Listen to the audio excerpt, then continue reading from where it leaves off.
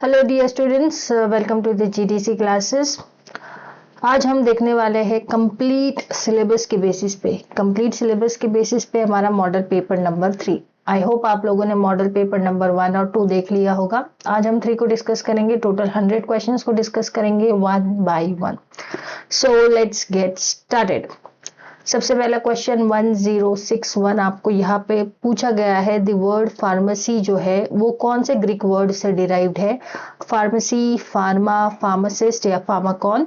आप लोगों को पता होगा कि फार्माकॉन जो वर्ड है वो इसी से एसोसिएटेड होता है, जिसका मतलब होता है द मेडिसिन मैन। इसको यही भी कहा जाता है, राइट। सो यहाँ पे फार्मेसी वर्ड जो है फार्माकॉन से डिराइव्ड होता है। Pharmacon in the sense the medicine और ड्रग, और मेडिसिन और ड्रग मैन भी इसको, देयरफॉर फार्मासिस्ट को मेडिसिन या ड्रग मैन कहा जाता है और फार्माकॉन को मेडिसिन या ड्रग कहा जाता है। ठीक है। नेक्स्ट क्वेश्चन 62 आपको क्या पूछा जा रहा है कि सरफेक्टेंट कौन सा इस्तेमाल किया जाता है डेंटल प्रिपरेशन में? कौन सा सरफेक्टेंट इस्तेमाल होता है डेंटल प्रिपरेशन? आपका टूथपेस्ट ले लो, क्या लगता है आप लोगों को? ट्विन 80 है, सेट्रामाइड है, स्पैन 80 है या SLS है? देखो, सरफेक्टेंट पूछा गया तो majority most commonly used surfactant हमारा होता है SLS, और इसी को भी डेंटल प्रिपरेशन में हम इस्तेमाल करते हैं। So hence it is our correct answer, जो कि फोमिंग एजेंट, यस। सो फोमिंग प्रॉपर्टी भी सरफेक्टेंट ही प्रोड्यूस करता है। सो हमारा SLS जो है यहाँ पे करेक्ट आंसर है। इसके अलावा जो है सोडियम लॉरियल और सार्कोसिनेट्स भी होता है। आई होप आप लोगों को ये विजिबल होगा। एक और चीज देखो, आप लोगों को पता है ये प्रीमियम चल रहा है, ठीक है।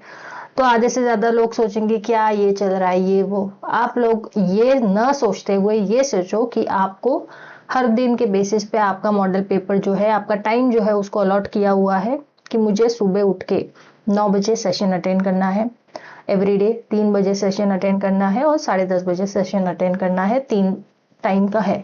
तो आप लोग ये मत सोचो कि सामने वाला फैकल्टी प्रेजेंट है नहीं प्रेजेंट है, प्रीमियम चल रहा है, जो भी चल रहा है, बिकॉज हमने तो हमारा काम किया है ना। कोई मजबूरी होगी इसलिए अवेलेबल नहीं होगा कोई भी फैकल्टी, ऐसा सोचो। और उस हिसाब से ये बस आपका काम है कि ये पूरे 100 MCQs को कंप्लीट करना। फिर आपको ये नहीं देखना है कि क्या चल रहा है क्या नहीं चल रहा है। आपका जो काम है, आपकी जो ड्यूटी है वो आपको कंप्लीट करनी है। पहली ड्यूटी पहले दिन की थी आपकी, ये 100 MCQs को कंप्लीट करना। ये कंप्लीट करना आपकी जिम्मेदारी बनती है, ठीक है। होंगे अभी कमेंट में भी बहुत सारे ऐसे लोग होंगे, मुझे पता है डेफिनेटली, जो बाकियों को बहकाएंगे। तो इसमें ना फंसते हुए आप लोग अपने प्रिपरेशन पे ध्यान दीजिए। मैं इतना ही कहना चाहूंगी। अब बात करते हैं 63 क्वेश्चन की। वाटर अटैक टेस्ट जो है ये आइडेंटिफाई करता है अल्कलिडिटी को। तो ये वाटर अटैक टेस्ट हम कौन से टाइप के ग्लास पे किया जाता है? Type 1, type 2, type 3, amber colour glass. देखो, टाइप 1 ग्लास हमारा कौन सा होता है? Borosilicate glass, right. टाइप 2 कौन सा होता है? Treated soda lime glass. Treated soda lime glass होता है। देन आई थिंक स्क्रीन अटक गया है क्या? ट्रीटेड सोडा लाइम ग्लास हो गया। फिर हमारे पास होता है टाइप 3। टाइप 3 जो होता है, मेरा स्क्रीन अटक गया, 1 मिनट रुको।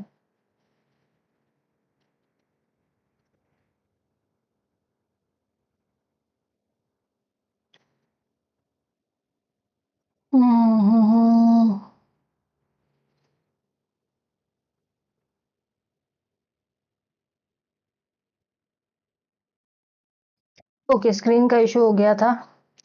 सो वाटर अटैक टेस्ट के बारे में मैंने क्या कहा? जो पहला ग्लास होता है उसको क्या कहते हैं हम लोग? Borosilicate glass. सेकेंड वाले को हम लोग ट्रीटेड सोडा लाइम ग्लास बोलते हैं और थर्ड वाले को हम लोग सोडा लाइम ग्लास बोलते हैं, राइट। तो ये 3 टाइप के ग्लासेस होते हैं। 4 टाइप होता है। The first one is the general purpose glass. अब देखो, इसमें से जो हमारा वाटर अटैक टेस्ट होता है ना, सिर्फ और सिर्फ टाइप 2 ग्लास जो होता है ना, सिर्फ और सिर्फ टाइप 2 ग्लासेस के लिए इसको हम लोग वाटर अटैक टेस्ट इस्तेमाल करते हैं, ठीक है। बाकी सभी के लिए हम लोग पाउडर्ड ग्लास टेस्ट को इस्तेमाल करते हैं। याद रखना, पाउडर्ड ग्लास टेस्ट को इस्तेमाल करते हैं बाकी सभी ग्लासेस के लिए। सो ऑप्शन बी यहाँ पे हमारा सही आंसर होगा। आप सभी लोगों ने बेसिकली इसको आंसर कर दिया होगा। Water attack test treated soda lime glass पे किया जाता है। नेक्स्ट क्वेश्चन नंबर 64 आप लोगों के सामने है, the pharmaceutical aid use as excipient in tablet and pills. अब यहाँ पे आप लोगों को पूछा गया है, 4 ऑप्शंस दिए गए हैं, उनमें से एक जो है वो करेक्ट है, एज अ एडिटिव्स या एक्सिपिएंट हम इस्तेमाल करते हैं। ऑलिव ऑयल, केओलिन, लैनोलिन या बीज वैक्स, आपको क्या लगता है कौन सा एक्सिपिएंट हम इस्तेमाल करते हैं टैबलेट एंड पिल्स में? अब देखो, टैबलेट और पिल्स की बात करी जा रही है, आप लोग इसको देखते हुए क्या देख सकते हो कि हम मेजॉरिटी ऑफ टाइम हम लोग as a lubricant, as a glidant, इन सब चीजों को ज्यादा इस्तेमाल करते हैं, तो उससे एसोसिएटेड क्या आप लोगों को केओलिन नहीं दिखाई दे रहा? यस, हमारा केओलिन यहाँ पे सही आंसर आता है। हम लोग इसी को यूज करते हैं एज अ एक्सिपिएंट, इसको व्हाइट क्ले भी बोला जाता है, एज अ डाइल्यूएंट भी इस्तेमाल होता है, एज अ फिलर भी इस्तेमाल किया जाता है to increase the bulk of the tablet, right. Then इसको कभी कभार बाइंडर की तरह भी इस्तेमाल कर सकते हैं कुछ कुछ फॉर्मुलेशन में, तो हमारा केओलिन मोस्ट वाइडली यूज्ड होता है। Next, Which of the following mill works on the principle of combined impact और attrition? Impact और attrition दोनों के फेनोमेना पे बेस्ड है। हैमर मिल है, बॉल मिल है, रोलर मिल है या फिर डिसइंटीग्रेटर मिल है। हैमर मिल तो हमारी जो कॉम्पैक्ट वाला जो इम्पैक्ट होता है ना, इम्पैक्ट सिर्फ और सिर्फ इम्पैक्ट के प्रिंसिपल पे बेस्ड होती है। अब बात आती है बॉल मिल, रोलर मिल और डिसइंटीग्रेटर मिल। डिसइंटीग्रेटर मिल नाम की कोई मिल नहीं होती। रोलर मिल जो होती है वो कंप्रेशन के प्रिंसिपल पे बेस्ड है। किसके? कंप्रेशन के प्रिंसिपल पे बेस्ड है। तो ये वाला भी एलिमिनेटेड हो गया, तो हमारे पास एक ही ऑप्शन बचता है बॉल मिल, और बॉल मिल ही जो है इम्पैक्ट और एट्रीशन इस प्रिंसिपल पे बेस्ड मिल होती है। आप देख सकते हो यहाँ पे इम्पैक्ट भी हो रहा है और attrition that is breakage size reduction भी हम लोग इसको देख सकते हैं। नेक्स्ट, साइज सेपरेशन जो है it is not based on one of the following property. जो साइज सेपरेशन होता है इनमें से एक चीज है जिसपे वो बेस्ड मतलब डिपेंड नहीं करता, तो particle density, particle shape, particle texture या पार्टिकल साइज। अब देखो, साइज को सेपरेट कर रहे हैं हम लोग, साइज जो हमारा पार्टिकल्स है उसको सेपरेट कर रहे हैं साइजेस के बेसिस पे, तो डेंसिटी मैटर करती है। यस, जो हैवीली डेंस होता है वो नीचे वो पहले आउट हो जाएगा, जो लाइट वेट होते हैं वो ऊपर रह जाएंगे, डेंसिटी रहेगा। शेप भी मैटर करता है, ठीक है, शेप मैटर करेगा कि जो शेप है वो सर्कुलर है, ट्रायंगल है, जो भी है शेप जो है वो भी मैटर करता है। Based on it again separation determine हो सकता है, सेपरेट हो सकता है। देन साइज ही तो, साइज सेपरेशन में साइज तो मैटर करेगी ही करेगी। जब मैं बात करूँ टेक्सचर की, टेक्सचर मतलब स्मूथ टेक्सचर है, रफ टेक्सचर है, इसका क्या ही लेना देना, स्मूथ हो रफ हो उससे हमें कोई लेना देना नहीं होता। साइज सेपरेशन में टेक्सचर एज सच कोई भी रोल नहीं प्ले करता। ऑप्शन सी इस वजह से एलिमिनेटेड हो जाता है, right. So yes, difference in size, shape, density, तो हमारा जो टेक्सचर है वो इतना रोल नहीं प्ले करता। देन आपको यहाँ पे पूछा गया है कौन सा इक्वेशन है जो कि थ्योरी ऑफ फिल्ट्रेशन से एसोसिएटेड है। भले ही आपको वो इक्वेशन आए ना आए, लेकिन वो इक्वेशन का नाम आपको पता होना चाहिए, कौन से इक्वेशन हम लोग थ्योरी ऑफ फिल्ट्रेशन से एसोसिएट करते हैं। बर्नौलीज इक्वेशन है, कोजेंसी-कैरमैन इक्वेशन है, न्यूटन्स इक्वेशन है या मैक्सवेल इक्वेशन है। आप लोगों को एक निमोनिक याद रखना है, डीपी किसकी? कोलॉजी की, ऐसे करके याद रख सकते हो, के फॉर कोलॉजी। सो कोजेंसी-कैरमैन इक्वेशन होता है, पोर्सलीस लॉ होता है, मैं भी बताती हूँ, तो वो तीनों को आपको याद रखना है। डीपी आप लोग के से कोलॉजी याद रखो, या मतलब जस्ट फॉर रिमेम्बरिंग पर्पस, तो आपको एसोसिएट हो जाएगा। सो इसमें जो है ऑप्शन बी सही होता है। तो हमारे फिल्ट्रेशन के लिए वो 3 इक्वेशन जो है वो मैटर करते हैं। डार्कीज इक्वेशन, कोजेंसी-कैरमैन, यही डीपी के, कोजेंसी-कैरमैन एंड पोर्सलीस इक्वेशन, जो फिल्ट्रेशन की थ्योरी से एसोसिएटेड होता है, राइट। और ये बताता है कि फिल्टरिंग मैकेनिज्म कौन से बेसिस, जो फिल्टरिंग मैकेनिज्म होता है उसको कौन सी चीजें इन्फ्लुएंस करती है। ये होता है हमारा थ्योरी ऑफ फिल्ट्रेशन से एसोसिएटेड 3 इक्वेशन। अब आपको पूछा गया angle of repose is between 30 to 40, what type of flow it is? Excellent, good, passable and very poor. अब इसके लिए मैं आपको कहूंगी कि हमारा डाइजेस्टर सीरीज चालू हो गया है। अब डाइजेस्टर सीरीज में ना आप लोगों को बहुत इस तरह से फैक्चुअल चीजें आपको मिलेगी, तो सारी डाइजेस्टर सीरीज करनी है। उसमें ही एंगल ऑफ रिपोज का एक आएगा, वीडियो आएगा, और ऑलरेडी अगर आपको नहीं मिला है तो प्रीवियस ईयर का डाइजेस्टर मैंने ही कराया था, उसमें मैंने एंगल ऑफ रिपोज को मतलब कि ट्रिक्स के साथ एसोसिएट करवाया था। तो every good friend prefer pizza very extra, ऐसा करके वो ट्रिक होता है जिससे हम इसको एसोसिएट कर सकते हैं। सो 30 to 40 के बीच में है, ये पासेबल कैटेगरी में है। इसको कैसे याद रखना है? Every good friend prefer pizza very extra, यहाँ पे एक्स्ट्रा क्यों ई क्यों लिया है मैंने, क्योंकि ये वेरी वेरी पुअर के जगह मैं इसको एक्सट्रीमली पुअर भी लिख सकती हूँ, ठीक है। तो ये निमोनिक होता है every good friend prefer pizza very extra. और इसी हिसाब से आपको 25 से स्टार्ट करना है, 5-5 का गैप देते रहना है। वो सारी चीजें आपको डिटेल में करनी है, तो डेफिनेटली डाइजेस्टर सीरीज आप लोग देख लेना। तो एंगल ऑफ रिपोज में हम क्या देखते हैं, हाइट देखते हैं, जो पाइल है उसकी हाइट एज और रेडियस, इस बेसिस पे हम लोग इसको चेकआउट करते हैं, ठीक है। हाइट हो गया with the radius of the pile. Then possible category में क्यों है, because between 30 to 40 है, so it is in the possible category. अब ये देखो, आप लोग जितने बुक्स रेफर करोगे ना उसके हिसाब से डिफरेंट डिफरेंट आंसर आएंगे, लेकिन आपको फॉलो यही करना है, राइट। फॉलो इसको ही करना। जैसे कि किसी किसी में कोई एक कैटेगरी को मेंशन नहीं किया जाता, उसकी जगह डायरेक्टली एक होलिस्टिक कैटेगरी, जैसे कि किसी में फेयर नहीं दिया जाएगा, डायरेक्ट गुड के पास पॉसिबल दिया जाएगा, किसी किसी की वैल्यूज बड़ी कर देंगे। तो मेरे हिसाब से आप लोगों को सिर्फ इसी टेबल को याद रखना है, भले ही वो क्वेश्चन से आपको लग रहा होगा कि ये एसोसिएट कम हो रहा है, लेकिन इसको ही याद रखना, ठीक है। ये बात ध्यान में रखना। Question number 69, the system volume is increased when sheared, मतलब कि अब आप स्ट्रेस अप्लाई कर रहे हो और वॉल्यूम भी इंक्रीज हो रहा है, विस्कोसिटी भी इंक्रीज हो रहा है, इस तरह से। तो ये डायलेटेंट फ्लो है, न्यूटोनियन फ्लो है, प्लास्टिक फ्लो है या सुडोप्लास्टिक फ्लो है। तो जो न्यूटोनियन फ्लो होता है उसमें कोई चेंजेस नहीं होता, आप लोग स्ट्रेस भी बढ़ाओगे तो भी वॉल्यूम सेम रहेगा।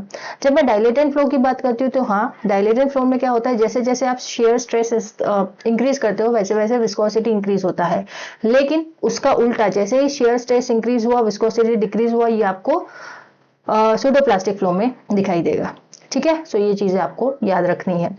Size reduction of a material has one of the following disadvantage, हम किसी भी मटेरियल का साइज को डिक्रीज करते हैं तो उसका क्या डिसएडवांटेज हो सकता है। Drug degradation, contain uniformity, effective drawing and improve physical stability.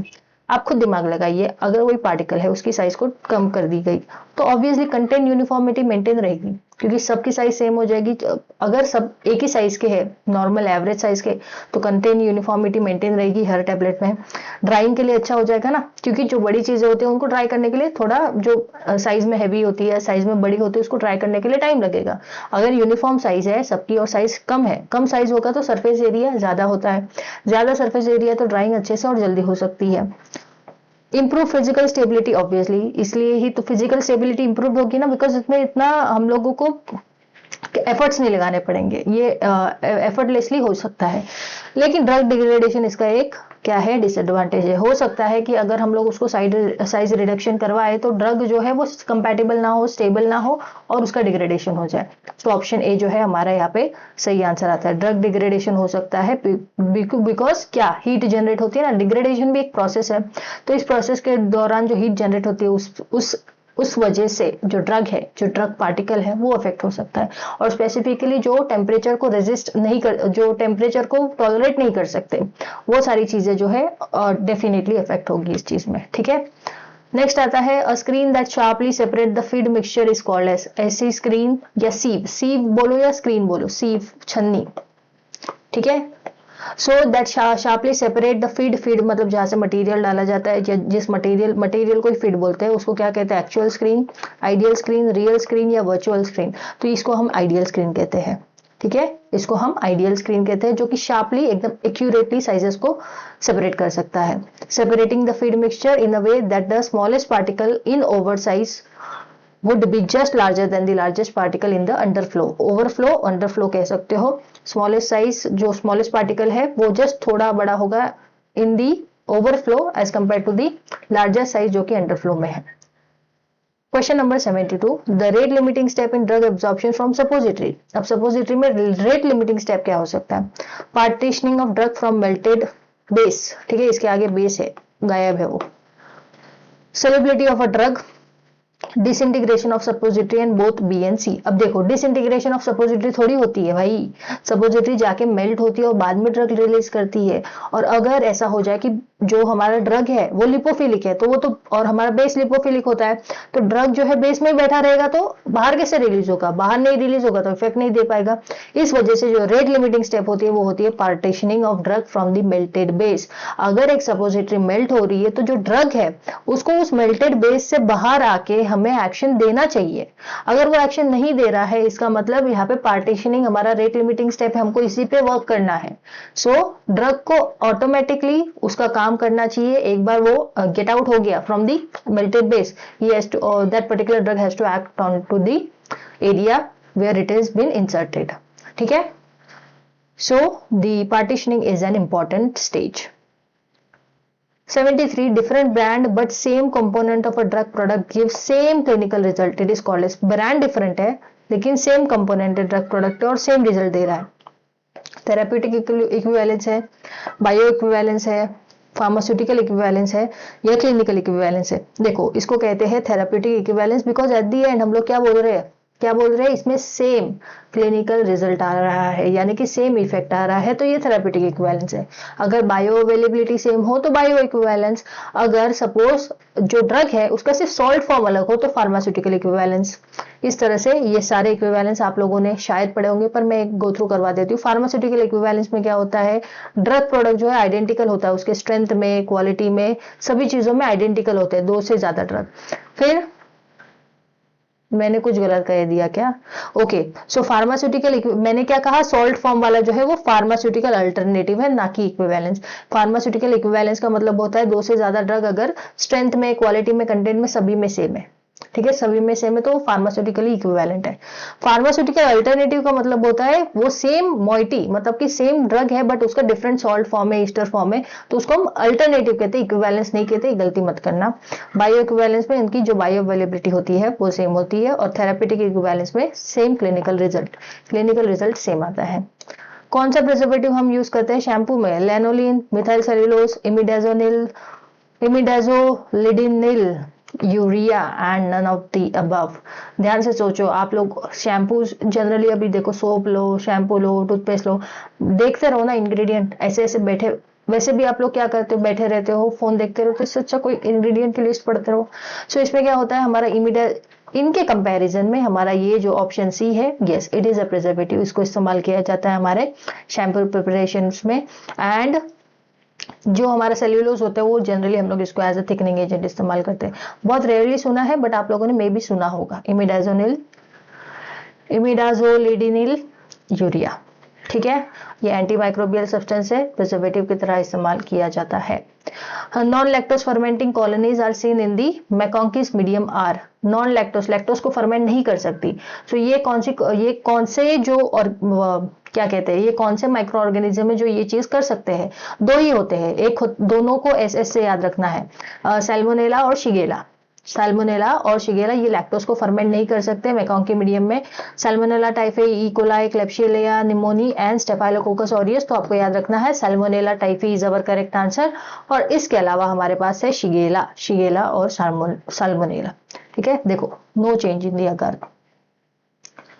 Next, which of the following micro organism जो है क्लेविलेनिक एसिड का सोर्स है?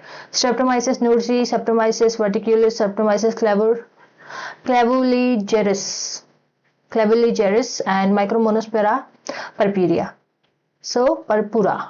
सो यहाँ पे डायरेक्टली आप एसोसिएट कर सकते हो ना, इनके वर्डिंग सेम है, सो ऑप्शन सी हमारा सही आंसर है। ये सारा टेबल आप लोगों के पास होगा, नहीं भी होगा तो डाइजेस्टर सीरीज आ रही है, डाइजेस्टर सीरीज को स्किप मत करो, आई एम टेलिंग यू, आराम से आपके मार्क्स उस सीरीज से आ जाएंगे। ज्यादा बड़ी वीडियो भी नहीं होती, 10 मिनट, 15 मिनट, आधे घंटे की वीडियो होगी जनरली, पर उसको किया तो वो बोलते हैं ना हाई इल्ड टॉपिक्स है। Digester series is all the high yield topics, उनको कर लिया, वो बोलते हैं ना, इसको लगा डाला तो लाइफ जिंगल आला, तो उसको कर लिया तो आपकी लाइफ जिंगल आला हो जाएगी। समझ आया? तो यस, सो ग्लेविलेनिक एसिड जो है स्ट्रेप्टोमाइसिस क्लेविलीजेरिस से ऑप्टेट होता है, ठीक है। एंड क्या है बाकी सब, it is also called a suicidal inhibitor, ठीक है, because it gets inactivated after binding to an enzyme, तो वो particular enzyme is also gone, इसलिए इसको सुसाइडल इनहिबिटर भी कहा जाता है। बाद में जब वापस से एंजाइम बनेगा तभी ये चीज एक्ट करेगी, वरना जिस एंजाइम पे बैठ गया वो भी गया और ये भी गया, इसलिए इसको ये कहते हैं। Then the anticodon region is important in the structure of, is an important part of a structure of. Anticodon region कहाँ पे प्रेजेंट होता है? आरआरएनए में, टीआरएनए में, एमआरएनए में या एचएनआरएनए में। सो ये है ना हमारे टीआरएनए में प्रेजेंट होता है, टीआरएनए से जाके ये एमआरएनए पे बाइंड होता है, फर्दर जो है उनका प्रोसेस चालू होता है, दैट इज कहाँ है, हाँ, बाइंड विद स्पेसिफिक कोडॉन। जो एमआरएनए पे कोडॉन रीजन होता है वहां पे ये एंटीकोडॉन प्रेजेंट होता है टीआरएनए पे, एमआरएनए पे कोडॉन प्रेजेंट होता है, तो दोनों जो है एंटीकोडॉन कोडॉन का मिक्सचर एंड फर्दर जो है ट्रांसलेशन ट्रांसक्रिप्शन हमारी प्रोसेसेस होते रहती, सॉरी नॉट ट्रांसक्रिप्शन, ट्रांसलेशन की प्रोसेस होती है।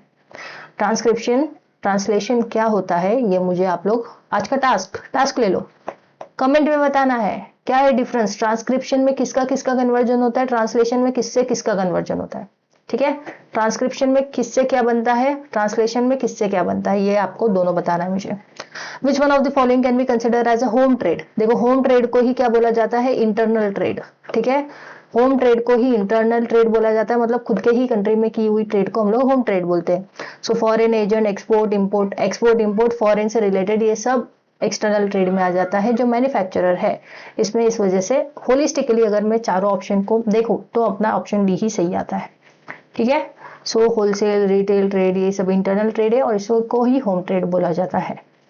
Then as per NDPS control substance का क्या मतलब होता है? Drug banned by the states, drug notified in central government gazette लिखा है, drug dispense by registered medical practitioners order and drug included in the controlled price list. देखो control substances का definition किया ही होगा, नहीं किया तो मैं बताती हूँ। कंट्रोल सब्सटेंस वो सब्सटेंस होते हैं जिन पे हम लोग कंट्रोल करना चाहते हैं कि इनका जो है मिसयूज ना हो सके। ऑब्वियसली ये मिसयूज हो रहे हैं इसलिए हम लोग इसको कंट्रोल करना चाह रहे हैं, तो ये वही ड्रग होते हैं, कंट्रोल सब्सटेंस वही ड्रग होते हैं जो गवर्नमेंट डिसाइड करती है। ठीक है, गवर्नमेंट कल उठ के डिसाइड कर दे कि एस्पिरिन को मैं कंट्रोल सब्सटेंस में डाल दूं, डाल सकती है वो, सिर्फ क्या करना है गैजेट में डालना है, गैजेट को पब्लिश कर देंगे तो वो भी कंट्रोल सब्सटेंस में आ गया, राइट। तो इसी तरह से कंट्रोल सब्सटेंस का मतलब है जो ड्रग नोटिफाई किया जाता है सेंट्रल गवर्नमेंट गैजेट में, वही सारे ड्रग को कंट्रोल सब्सटेंस के कैटेगरी में डाला जाता है और उनसे रिलेटेड सारे प्रोविजंस को कंट्रोल में रखा जाता है। ठीक है, स्ट्रिक्टली कंट्रोल में या रेगुलेशन में या मॉनिटरिंग के अंडर डाला जाता है। कोका, ओपियम, हेम्प जो है कौन से एक्ट के अंदर आते हैं? कोका, ओपियम, हेम्प सारे नार्कोटिक्स है ना, तो किस में आएंगे? Narcotic and psychotropic substance act में आएंगे। ठीक है, सो ऑप्शन सी हमारा यहाँ पे सही आंसर होता है। Which of the following is a psychotropic substance? इसमें से साइकोट्रोपिक सब्सटेंस कौन सा है? मेजिंडोल, मिथिपाइरोलोन, केटाजोलाम, ऑल ऑफ दिस। आपको भले ही मेथिपाइरोलोन नहीं पता हो, मेजिंडोल और केटाजोलाम से पता चल गया होगा, दो तो है तो तीसरा तो होने ही वाला है। ऑप्शन डी हमारा यहाँ पे सही आंसर हो जाता है। ठीक है, सारे के सारे साइकोट्रोपिक सब्सटेंसेस है। एग्जाम्पल ऑफ नार्कोटिक ड्रग्स कौन सा है? क्रोसिन, ओपियम, कैरामिल या सिप्रोफ्लॉक्सासिन? ऑब्वियसली ओपियम हमारा नार्कोटिक ड्रग है, बाकी कोई भी नहीं। इस तरह के इजी क्वेश्चन आते हैं। ठीक है, अगर कोई कमेंट में ऐसा बोला होगा ना इतने इजी क्वेश्चन, तो आप लोगों ने बहुत जल्दी अंडर एस्टिमेट कर लिया है रेलवे वालों को। इजी क्वेश्चन भी डालते हैं वो लोग, टफ क्वेश्चन भी डालते हैं वो लोग, और ऐसे भी क्वेश्चन डालते हैं जो आप लोगों ने शायद ही कभी किए होंगे। क्यों डालते हैं? वही तो आपको डिटरमाइन करना है क्यों डालते हैं। क्योंकि सब कुछ सॉल्व करने के लिए नहीं होता है। ठीक है, ये चीज सब लोग ध्यान में रखो, सब क्वेश्चन सॉल्व करने के लिए नहीं होते, कुछ क्वेश्चन छोड़े भी जाते हैं और वही आपको डिसाइड करना है। आपकी डिसीजन मेकिंग पावर चेक होती है कि आप लोग कितना क्विकली डिसीजन ले पाते हो अपने लिए, अपने फायदे के लिए, या ओवरऑल देखा जाए आपके सिलेक्शन के लिए आप कितना क्विकली डिसीजन ले सकते हो कि कौन सा मुझे करना है, कौन सा मुझे छोड़ना है। ये चीज भी चेक होती है। Which of the following is a beta adrenergic receptor? Which of the following beta adrenergic receptor can increase the renin release? Beta adrenergic receptor पे एक्ट करने वाला कौन सा, मैं इसको मॉडिफाई कर रही हूँ, बीटा एड्रेनर्जिक रिसेप्टर पे एक्ट करने वाला कौन सा ड्रग है जो कि रेनिन रिलीज को भी इंक्रीज करेगा? रेनिन रिलीज इंक्रीज हुआ, ब्लड प्रेशर इंक्रीज होने वाला है, तो सोच लो कौन सा ड्रग आ सकता है यहाँ पे? अगोनिस्ट वाला ड्रग आ सकता है, राइट, क्योंकि बीटा तो एंटागोनिस्ट हम ब्लड प्रेशर कम होने के लिए देते हैं, तो यहाँ पे अगोनिस्ट आएगा तो ही रेनिन रिलीज बढ़ेगा, एंटागोनिस्ट आएगा तो रेनिन रिलीज कम होगा। तो कौन सा दिख रहा है यहाँ पे? डोब्यूटामिन अल्फा बीटा दोनों पे काम करता है। ठीक है, ये वाला तो सिर्फ अल्फा वाला हो गया। Terbutaline meta proterenol is not a correct answer, dobutamine हमारा सही आंसर है। मेटाप्रोटेनोल ये भी अगोनिस्ट है but still it is not used specifically renin release के लिए। टर्बिटलिन भी अगेन अगोनिस्ट है but it is again not used. Clonidine तो सिर्फ अल्फा पे एक्ट करता है। वेरा जो हमारा डोब्यूटामिन है कहा गया, यस डोब्यूटामिन जो है ये जनरली रेनिन रिलीज को इंक्रीज करवाता ही है।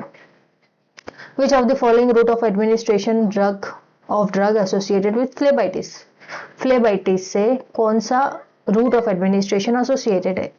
सबक्यूटेनियस, इंट्रावेनस, इंट्रास्पाइनल या इंट्राड्यूरल? बताओ फ्लेबाइटिस किससे होगा? Obviously intravenous route, IV route से जो भी दिया जाए उससे फ्लेबाइटिस कॉज हो सकता है। ठीक है, फ्लेबाइटिस का मतलब क्या है? इन्फ्लेमेशन होता है वेन्स का, दिखाई दे रहा है यहाँ पे इन्फ्लेमेशन है वेन्स का, वेरियस फैक्टर्स की वजह से होता है बट जनरली आईवी रूट से तो होता ही है, वहां से ड्रग पास हो रहा है ना। आप लोग जनरली देखोगे वेन्स में ड्रग देने के बाद थोड़ा सा ऐसा जलन टाइप ऑफ महसूस होता है, कभी तो चेक करना, जैसे कि किसी ने एंटीबायोटिक के इंजेक्शन लिए क्या, वो तो डायरेक्ट इसमें नहीं देते रहे, पर कभी आपने इंट्रावेनस कुछ भी लिया होगा तो आपको थोड़ा टाइम ऐसा लगेगा कि यस कुछ तो हो रहा है, जलन हो रहा है, उसी जगह पे उसी वेन में जलन होता है। ठीक है, सो होता है। All of the following drugs are essential drug except, essential drug मतलब कि इंपॉर्टेंट ड्रग होता है, इनका हॉस्पिटल में होना ज्यादा जरूरी है, इनका जो स्टॉक है उसको मेंटेन रखना पड़ता है बिकॉज ये एसेंशियल इंपॉर्टेंट कैटेगरी में है। ऑक्ट्रियोटाइड है, एट्रोपिन है, पैरासिटामोल है, कैलामिन लोशन है। अब ये देखो ये वाले तो जनरली हम इस्तेमाल कर लेते हैं, इनका होना डेफिनेटली अनिवार्य है। ऑक्ट्रियोटाइड का ये specific case to case condition पे चाहिए रहता है, तो इसका एवरी टाइम होना नॉट नेसेसरी, सो इसको एसेंशियल ड्रग कैटेगरी में हम नहीं डालते। ऑक्ट्रियोटाइड है मतलब ये कौन सा है? ग्रोथ हार्मोन इनहिबिटर के केस में आ जाता है। Okay, option A is the growth hormone inhibitor जो कि एक्रोमेगाली एंड थायरोट्रोपिनोमा में यूज किया जाता है।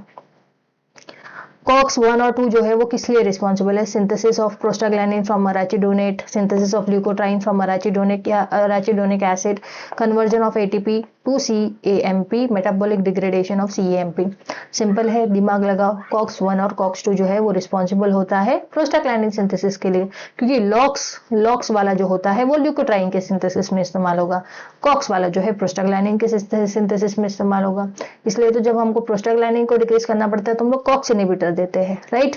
सो ये चीज आपको याद रखनी है। अराचिडोनिक एसिड से हमको प्रोस्टाग्लैंडिन मिलता है, ल्यूकोट्राइन मिलता है, साइक्लोऑक्सीजिनेज पाथवे से प्रोस्टाग्लैंडिन और लिपोऑक्सीजिनेज पाथवे से ल्यूकोट्राइन मिलता है, right. Next, drug of choice for precocious puberty, ये प्रिकॉक्शियस प्यूबर्टी जो होती है इसके लिए ड्रग ऑफ चॉइस कौन सा है? सिप्रोटेरॉन, डानाजोल, मिड्रॉक्सीप्रोजेस्टेरॉन एंड GnRH अगोनिस्ट। क्या लगता है इसमें हम इस्तेमाल करते हैं? ये डायरेक्ट ड्रग ऑफ चॉइस आपको पूरी पता होनी चाहिए, ठीक है। अगेन डाइजेस्टर सीरीज में शायद हो जाएगा, ये भी कवर हो जाएगा। सो GnRH अगोनिस्ट जो है सारे दिए जाते हैं, सारे अगोनिस्ट मतलब जो रेलिन्स वाले होते हैं ना, जिनके सफिक्स, ड्रग्स के सफिक्स में रेलिन्स आता है, रेलिन्स, ये देखो ट्रिप्रोरेलिन, ठीक है। इसी तरह से रेलिन और लियोप्रोराइड एक अलग केस है, इसके अलावा रेलिन जो है करेक्ट आंसर है। इसको यूज किया जाता है प्रिकॉक्शियस मतलब puberty hit at the early age, right. So this is it. Shortest acting competitive neuromuscular blocking agent, shortest acting neuromuscular blocking agent, d-tubocurarine, pancuronium, mivacurium and pipecuronium. Simple classification किया होगा, direct answer आएगा मीवाक्यूरेनियम हमारा सही answer है, option C हमारा सही answer है, ठीक है। Shortest acting mivacurium neuromuscular blocking agent, competitive blocker, non depolarising one. The following anti-epileptic drug is also effective in manic depressive illness, mania में भी इस्तेमाल होता है। इथोसक्सिमाइड है, प्रेमिडोन है, फिनोबार्बिटोन है, कार्बामाजेपिन है। इसमें देखो प्रेमिडोन, फिनोबार्बिटोन ये सब बार्बिटोरेट डेरिवेटिव हो गए। स्पेसिफिकली एंटी एपिलेप्टिक्स में आप लोगों ने सारे ही ऐसे तो हम लोग एपिलेप्सिस में इस्तेमाल करते हैं, बट कार्बामाजेपिन, इथोसक्सिमाइड एक स्पेसिफिक टू एपिलेप्सी ड्रग देखे होंगे, बट यहाँ पे जो इथोसक्सिमाइड है ना वो manic depressive, sorry not this, carbamazepine, I am really very sorry, carbamazepine जो है वो स्पेसिफिकली मैनिक डिप्रेसिव इलनेस के लिए भी हम इस्तेमाल करते हैं, ठीक है। तो इसको आप याद रख सकते हो, found to be control the many. आप लोगों ने बाकी जो ये एंटी साइकोटिक बाइपोलर डिसऑर्डर्स के लिए जो आप लोगों ने क्लासिफिकेशन किया होगा ना, उसमें ये ड्रग मिला होगा, तो आप लोग कॉमन उठा के भी इसको आंसर कर सकते थे। विच of the following anti hypertensive drug is topically applied for alopecia? सभी को पता है मिनॉक्सिडिल को हम इस्तेमाल करते हैं, ठीक है। Minoxidil is been used for the alopecia वाली condition. Next, which of the following antacids are mostly preferred in GERD gastroesophageal reflux disease? इसमें क्या होता है, सब इसोफेगस के अंदर हमारा जो कंटेंट होता है स्टमक का वो आने की कोशिश करता है। तो इस केस में हम क्या यूज करते हैं? Aluminium hydroxide gel, calcium carbonate, magnesium hydroxide, या ऑल ऑफ दिस। स्पेसिफिकली इस केस में स्पेसिफिकली मेंशन है कैल्शियम कार्बोनेट को इस्तेमाल किया जाता है, ठीक है। कैल्शियम कार्बोनेट को इस्तेमाल किया जाता है। KD त्रिपाठी में आप 703 नंबर पे भी चेक कर सकते हो। Calcium carbonate based antacids. 1092, which anaesthetics is cause hallucination? Hallucination वाला कौन सा है? यहाँ पे हमारा डिसोसिएटिव एनेस्थेशिया जो होता है ना, वो काम में वो ये करवाता है हेल्यूसिनेशन। भ्रम कहते हैं उसको, भ्रम।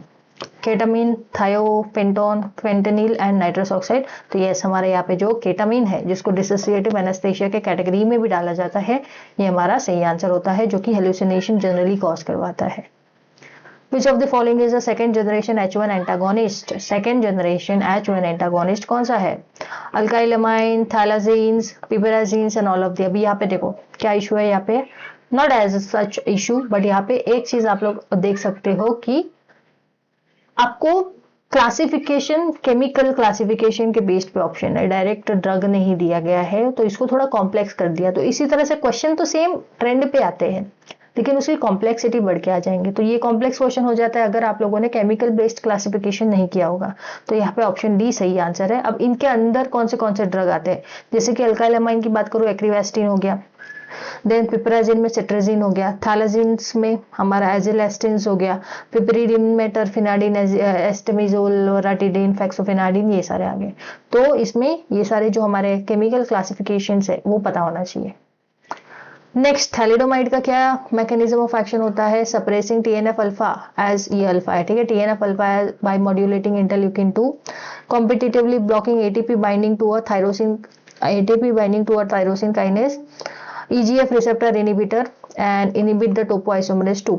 थैलिडोमाइड जनरली इम्यूनो सप्रेशंस के कैटेगरी में हम लोग इसको इस्तेमाल करते हैं, और ये जो है यहाँ पे इम्यूनिटी से डील करने वाला TNF अल्फा, इंटरल्यूकिन ये सब होते हैं, इसी को सप्रेस करने का इसका काम होता है, याद रखना, ठीक है। और यस, ये टेराटोजेनिक है। Yes, you should not be given to a pregnant lady. Drug of choice कौन सी है डिसलिपिडीमिया में? डिसलिपिडीमिया अगर प्रेगनेंसी में हो रहा है तो ड्रग ऑफ चॉइस कौन सी बनती है? बाइल एसिड बाइंडिंग एजेंट्स या resins, HMG coenzyme A reductase inhibitor, all the statins, ये statins category. PPAR alpha activators या स्टेरॉइड एब्जॉर्प्शन इनिबिटर्स। क्या लगता है आप लोगों को? ड्रग ऑफ चॉइस डिसलिपिडीमिया के कंडीशन में एक ये हमारे जो रेजिन्स होते हैं वो इस्तेमाल किए जाते हैं, ठीक है। बाइल एसिड सिक्वेस्ट्रेंस जो कि एक्सेप्टेबल होता है। अभी आप लोगों को इसकी क्लासिफिकेशन पता होना चाहिए कि कौन से ड्रग आ जाते हैं, ठीक है। इनकी लिपिड लोवरिंग प्रॉपर्टी की वजह से हम लोग लिपिड लोवरिंग प्रॉपर्टी जनरली ये वाले ड्रग को ही प्रिस्क्राइब किया जाता है, बिकॉज ये कोई रिस्क नहीं एसोसिएट करते विद दैट ऑफ फीटस। तो इसको डिसलिपिडीमिया के कंडीशन में हम लोग देख सकते हैं। 5-HT3 antagonist, antiemetic agent. Antiemetic agent तो है पता है, लेकिन ये स्पेसिफिकली हमको एंटीएमेसिस 5-HT3 रिसेप्टर को एंटागोनाइज करके चाहिए। तो कौन सा यहाँ पे एसोसिएटेड है? ऑन्डेनसेट्रॉन, डोमपेरिडोन, सिसाप्राइडिया, बोथ A एंड B। अब यहाँ पे 5-HT3 एंटागोनिस्ट में सारे सेट्रॉन्स आते हैं, ऑन्डेनसेट्रॉन, ग्रेनिसेट्रॉन्स। इवन ये जो है हम लोग कैंसर के ट्रीटमेंट में भी इस्तेमाल करते हैं, कैंसर इंड्यूस जो वॉमिटिंग होती है उसमें भी इस्तेमाल किया जाता है, यही सारे एंटीएमेटिक एजेंट। सो यहाँ पे ऑप्शन ए सही होता है, सारे के सारे सेट्रॉन्स जो है यहाँ पे इस्तेमाल किए जा सकते हैं, ठीक है। जो 5-HT3 एंटागोनिस्ट है यही वो इंपल्स जो होता है वॉमिटिंग का उसको इनिबिट कर देता है एंड हेंस वॉमिटिंग प्रिवेंट हो जाती है। नेक्स्ट क्वेश्चन आपको पूछा गया है, true about competitive inhibition except, कौन सी चीज सत्य नहीं है? Raise, Vmax and Km। Inhibitor bind to substance binding on enzyme. Inhibitor resemble structurally to the substance and increase the Km and Vmax is same. अब देखो यहाँ पे आप लोगों को ट्रू पूछा गया है और इसमें से ट्रू पूछा गया यानी कि यहाँ पे 3 स्टेटमेंट सही है, 1 स्टेटमेंट गलत है। अब एग्जामिनर ने और भी आसान कर दिया ये ऑप्शन में, क्योंकि ऑप्शन ए और डी जो है क्या है? अपोजिट है। ऑप्शन ए और डी अपोजिट है। तो आपको कॉम्पिटिटिव इनहिबिशन के लिए क्या दिखता है? यस, Km सबस्ट्रेट का कॉन्सेंट्रेशन तो बढ़ता है लेकिन Vmax जो है, Vmax velocity remains the same. ये ऑप्शन डी सही है। इसका मतलब ऑप्शन ए गलत हुआ, ऑप्शन ए को हटा दिया जाएगा।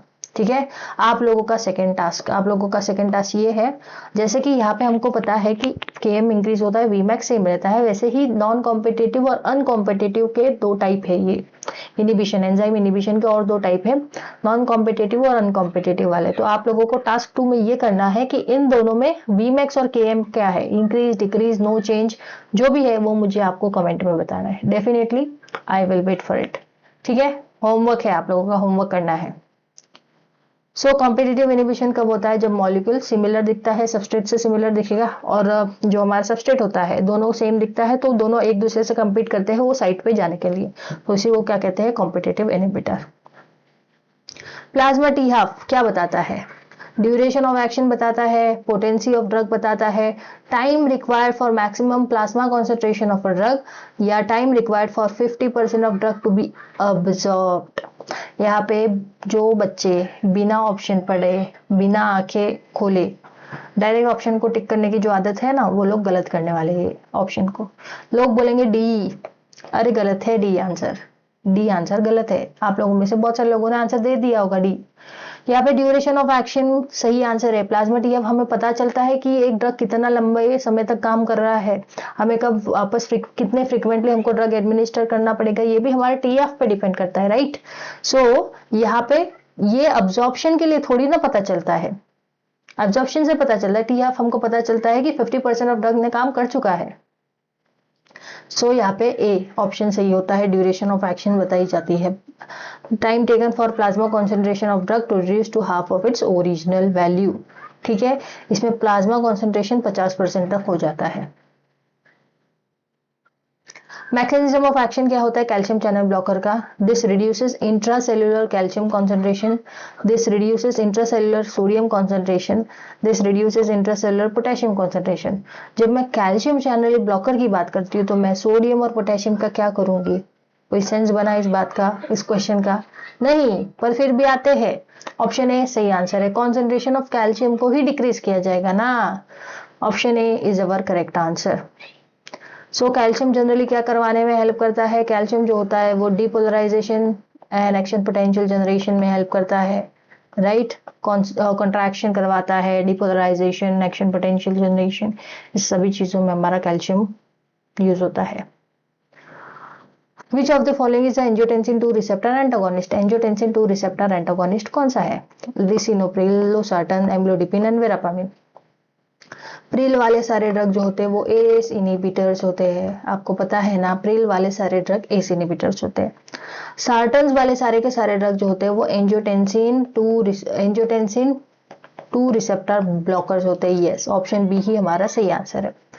एम्लोडिपिन ये डायहाइड्रोपिरिडीन में आता है, और वेरापामिल दोनों भी ये कैल्शियम चैनल ब्लॉकर्स के कैटेगरी में लाई करते हैं। ठीक है, वेरापामिल फिनाइल अल्काइलामाइन। सो इस वजह से हमारा ऑप्शन बी जो है वो करेक्ट आंसर हो जाता है। This is the anti hypertensive का क्लासिफिकेशन। क्लासिफिकेशन कर रहे हो ना? कर रहे हो कि नहीं कर रहे हो? नहीं कर रहे हो तो इट्स हाई टाइम की करने लग जाओ। ठीक है, एक बार गो थ्रू करें तो रास सिस्टम से हमारा एस इनिबिटर्स में सारे प्रिल्स आ जाते हैं, एंजियोटेंसिन रिसेप्टर ब्लॉकर्स में सारे सार्टन्स आ जाएंगे, डायरेक्ट रेनिन इनिबिटर्स में एलिस्किरीन आ जाएगा, डायूरेटिक्स की कैटेगरी में थायाजाइड होता है, लूप डायूरेटिक होता है, और पोटेशियम स्पेरिंग डायूरेटिक होता है। थायाजाइड में हाइड्रोक्लोरथायाजाइड, क्लोरथैलिडोन, इंडोपामाइड, लूप डायूरेटिक्स में फ्यूरसमाइड, ब्यूमेटानाइड, टॉर्सेमाइड्स आ जाते हैं।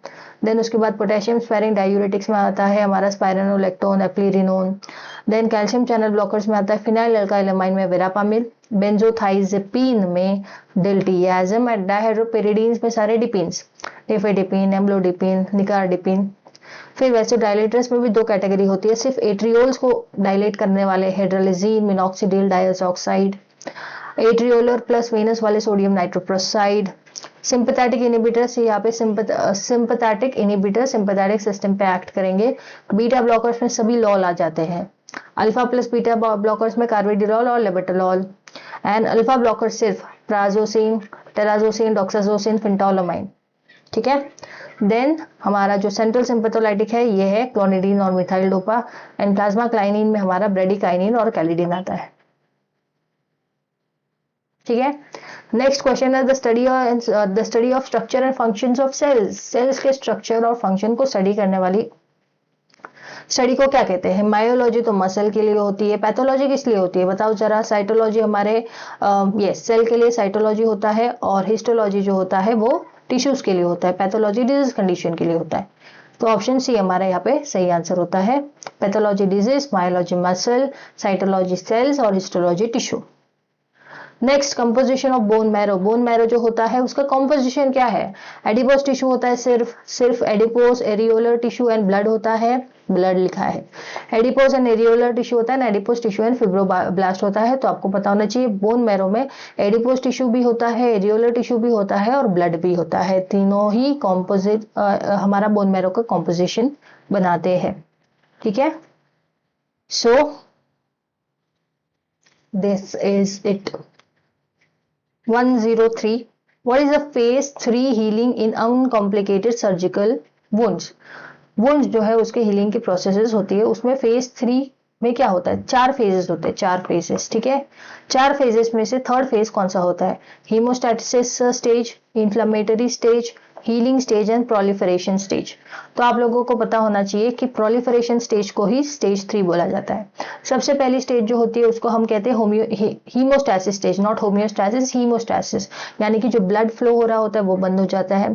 फिर उसके बाद आती है इन्फ्लेमेशन वाली स्टेज, इसमें क्या होता है? जो डेब्रीज समझ में आता है ना, डेब्रीज, अब इसको मुझे हिंदी में नहीं आता पूछना मत। तो डेब्रिज जो होता है ना उसको क्लीन किया जाता है। यहाँ पे हमारे सारे जो स्कैवेंजिंग्स ब्लड सेल्स होते हैं वो यहाँ पे आ जाते हैं। फिर प्रोलिफरेशन होता है। प्रोलिफरेशन जहाँ पे टिश्यू डैमेज हुआ है तो वापस बनना भी स्टार्ट होगा ना, और वही टिश्यूज या सेल्स वो बनेंगे, एंड फिर उसका मैच्योरेशन होगा। तो maturation is the last stage. So hemostasis, inflammation, proliferation और maturation. Which of the following is not a hereditary disease? कौन सा हेरिडिटरी डिजीज नहीं है, यानी कि जो जेनेटिकली पास आउट नहीं होता? हीमोफीलिया, क्रेटिनिज्म, सिस्टिक फिब्रोसिस या thalassaemia? What do you think? Which of the following is not a hereditary disease? देखो, हीमोफीलिया हेरिडिटरी है, सिस्टिक फिब्रोसिस हेरिडिटरी है, थैलेसीमिया भी हेरिडिटरी है, बट क्रेटिनिज्म तो किसकी वजह से होता है? हाइपोथायरॉयडिज्म की वजह से। हाइपोथायरॉयडिज्म की वजह से जो हमारे T3 T4 की कमी हो जाए, हाइपोथायरॉयडिज्म, तो हाइपोसिक्रीशन होता है थायराइड हार्मोन्स का चिल्ड्रंस में, स्पेसिफिकली चिल्ड्रंस में, तो क्रेटिनिज्म होता है। ठीक है। सो ये हमारा करेक्ट आंसर हो गया। 105 कहता है identify the metabolite of prontosil responsible for the antibacterial activity. Prontosil का जो मेटाबोलाइट है वो कौन सा था? Sulfacetamide, sulfanilamide, para amino benzoic acid and probenecid. Yes, सभी को आता होगा। इसका सल्फानीलामाइड जो है हमारा करेक्ट आंसर आता है। सल्फानीलामाइड ही प्रोटोनसिल का जो है एक्टिव मेटाबोलाइट है। ठीक है। मेटाबॉलिक रिडक्शन के थ्रू सल्फानीलामाइड में कन्वर्ट किया जाता है। ये एक ओजोडाई है। ठीक है, ओजोडाई, एंड इसको सल्फोनामाइड के देन सल्फोनामाइड एंड फर्दर जो हमारा क्या कहते हैं इवोल्यूशन हुआ सल्फोनामाइड तक आ गया था। राइट। ब्रॉड स्पेक्ट्रम एंटीबायोटिक है ये, जिसमें positive negative, gram positive negative दोनों ही माइक्रो ऑर्गेनिज्म पे काम करते हैं। The heterocyclic ring present in propantheline and anti muscarinic agent. कौन सी हेट्रोसाइक्लिक रिंग प्रेजेंट होती है प्रोपेंथिलीन में? जैंथिन है। देखो, ये जैंथिन और ये जैंथिन में फर्क है। ठीक है, तो सेम मत समझो। एंथ्रासिन हो गया, फिनेंथ्रीन हो गया, इसमें जैंथिन रिंग प्रेजेंट होती है। ऑप्शन बी वाली जैंथिन रिंग कैसी होती है? इस तरह की होती है।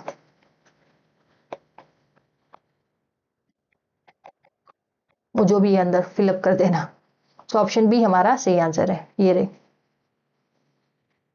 ये वाली जैंथिन रिंग, ये वाला जैंथिन अलग है। ठीक है। Given reaction can be used for the synthesis of, क्या क्या सिंथेसाइज हो रहा है? देखो यहाँ पे कुछ कैटेगोरी रिंग जैसा दिख रहा है क्या आपको? Nor adrenaline, adrenaline, isoxsuprine and isoprenaline. तो यहाँ पे देखो, यहाँ पे NH3 आ गया, इसके बाद का ही प्रोडक्ट बनाना है। तो NH3 जो है रिडक्शन कर देता है। तो यहाँ पे क्या हो जाता है? ये किस तरह से बनेगा पता है? इस तरह से कुछ बनेगा, COH, HCH2 नहीं CH3, ठीक है। तो ये जो होता है हमारा किसका स्ट्रक्चर है, नॉर एड्रेनलिन का स्ट्रक्चर होता है। ठीक है, रिडक्शन हो जाता है। अरे क्या गड़बड़ की रे मैंने, नहीं सही किया।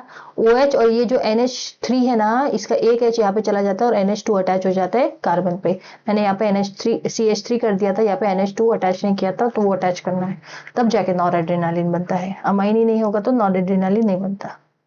You know that thing. Metal indicator जो है कहाँ पे यूज किया जाता है, नॉन एक्वियस टाइट्रेशन में, एसिड बेस्ड टाइट्रेशन में, कॉम्प्लेक्सोमेट्रिक टाइट्रेशन में, या पोटेंशियोमेट्रिक टाइट्रेशन में। क्या लगता है मेटल इंडिकेटर हम किस में इस्तेमाल करते हैं? यस, कॉम्प्लेक्सोमेट्रिक टाइट्रेशन में इस्तेमाल किया जाता है। मेटल आयन इंडिकेटर जैसे कि जाइलिनॉल, ऑरेंज। मेटल इंडिकेटर सब्सटेंस होता है जो चेंज करेगा कलर जब वो मेटल से बाइंड हो जाए। सोल्यूशन में जो मेटल होगा ना, उससे बाइंड करके वो कलर चेंज करेगा। ठीक है, तो ये हम लोग कॉम्प्लेक्सोमेट्रिक जो है इसमें इस्तेमाल करते हैं। And yes, question number 109, titration based on the use of silver nitrate are called as dash titration।